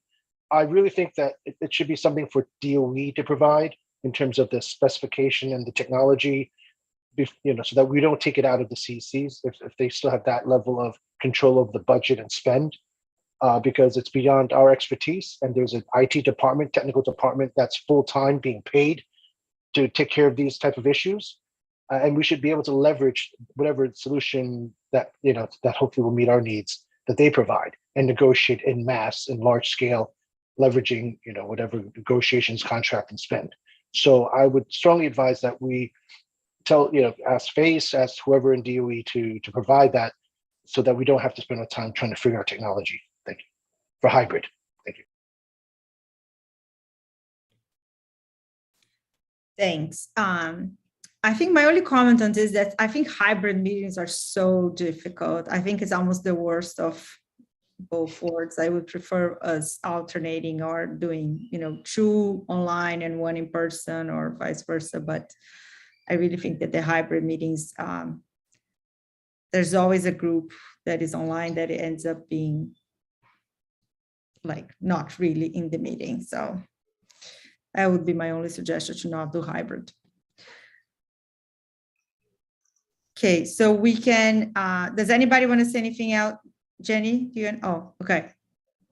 We'll keep discussing this, and just know that we have the option to change the format of the meetings.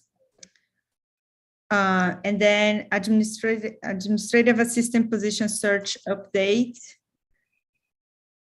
Jenny or Lupe, I know you guys have been more involved. Lupe? So Michelle had to get an updated resume, I believe, from the. Oh, can you mute yourself, Kush? Sorry. So She had to resubmit some documents, I believe, but everything's been resubmitted, and they have reached out to her, and I believe we're just waiting back to see if she's accepted, and hopefully by the starting of June, July term, she'll be on board. Great, thank you. And then, do we have any new business for the business meeting? Nope. So we can, if there are no new business, we'll adjourn the meeting. Does anybody want to make a motion? Make a motion to adjourn the meeting. I second. second. Okay. Thank you, everybody. Until next month. Bye-bye. Nice job, Daniela. Thank you. Janie. Thank you, And- Daniela. Janie. Thank you, Janie. Great job. Thank you. And thanks everyone for joining us today. Thank you.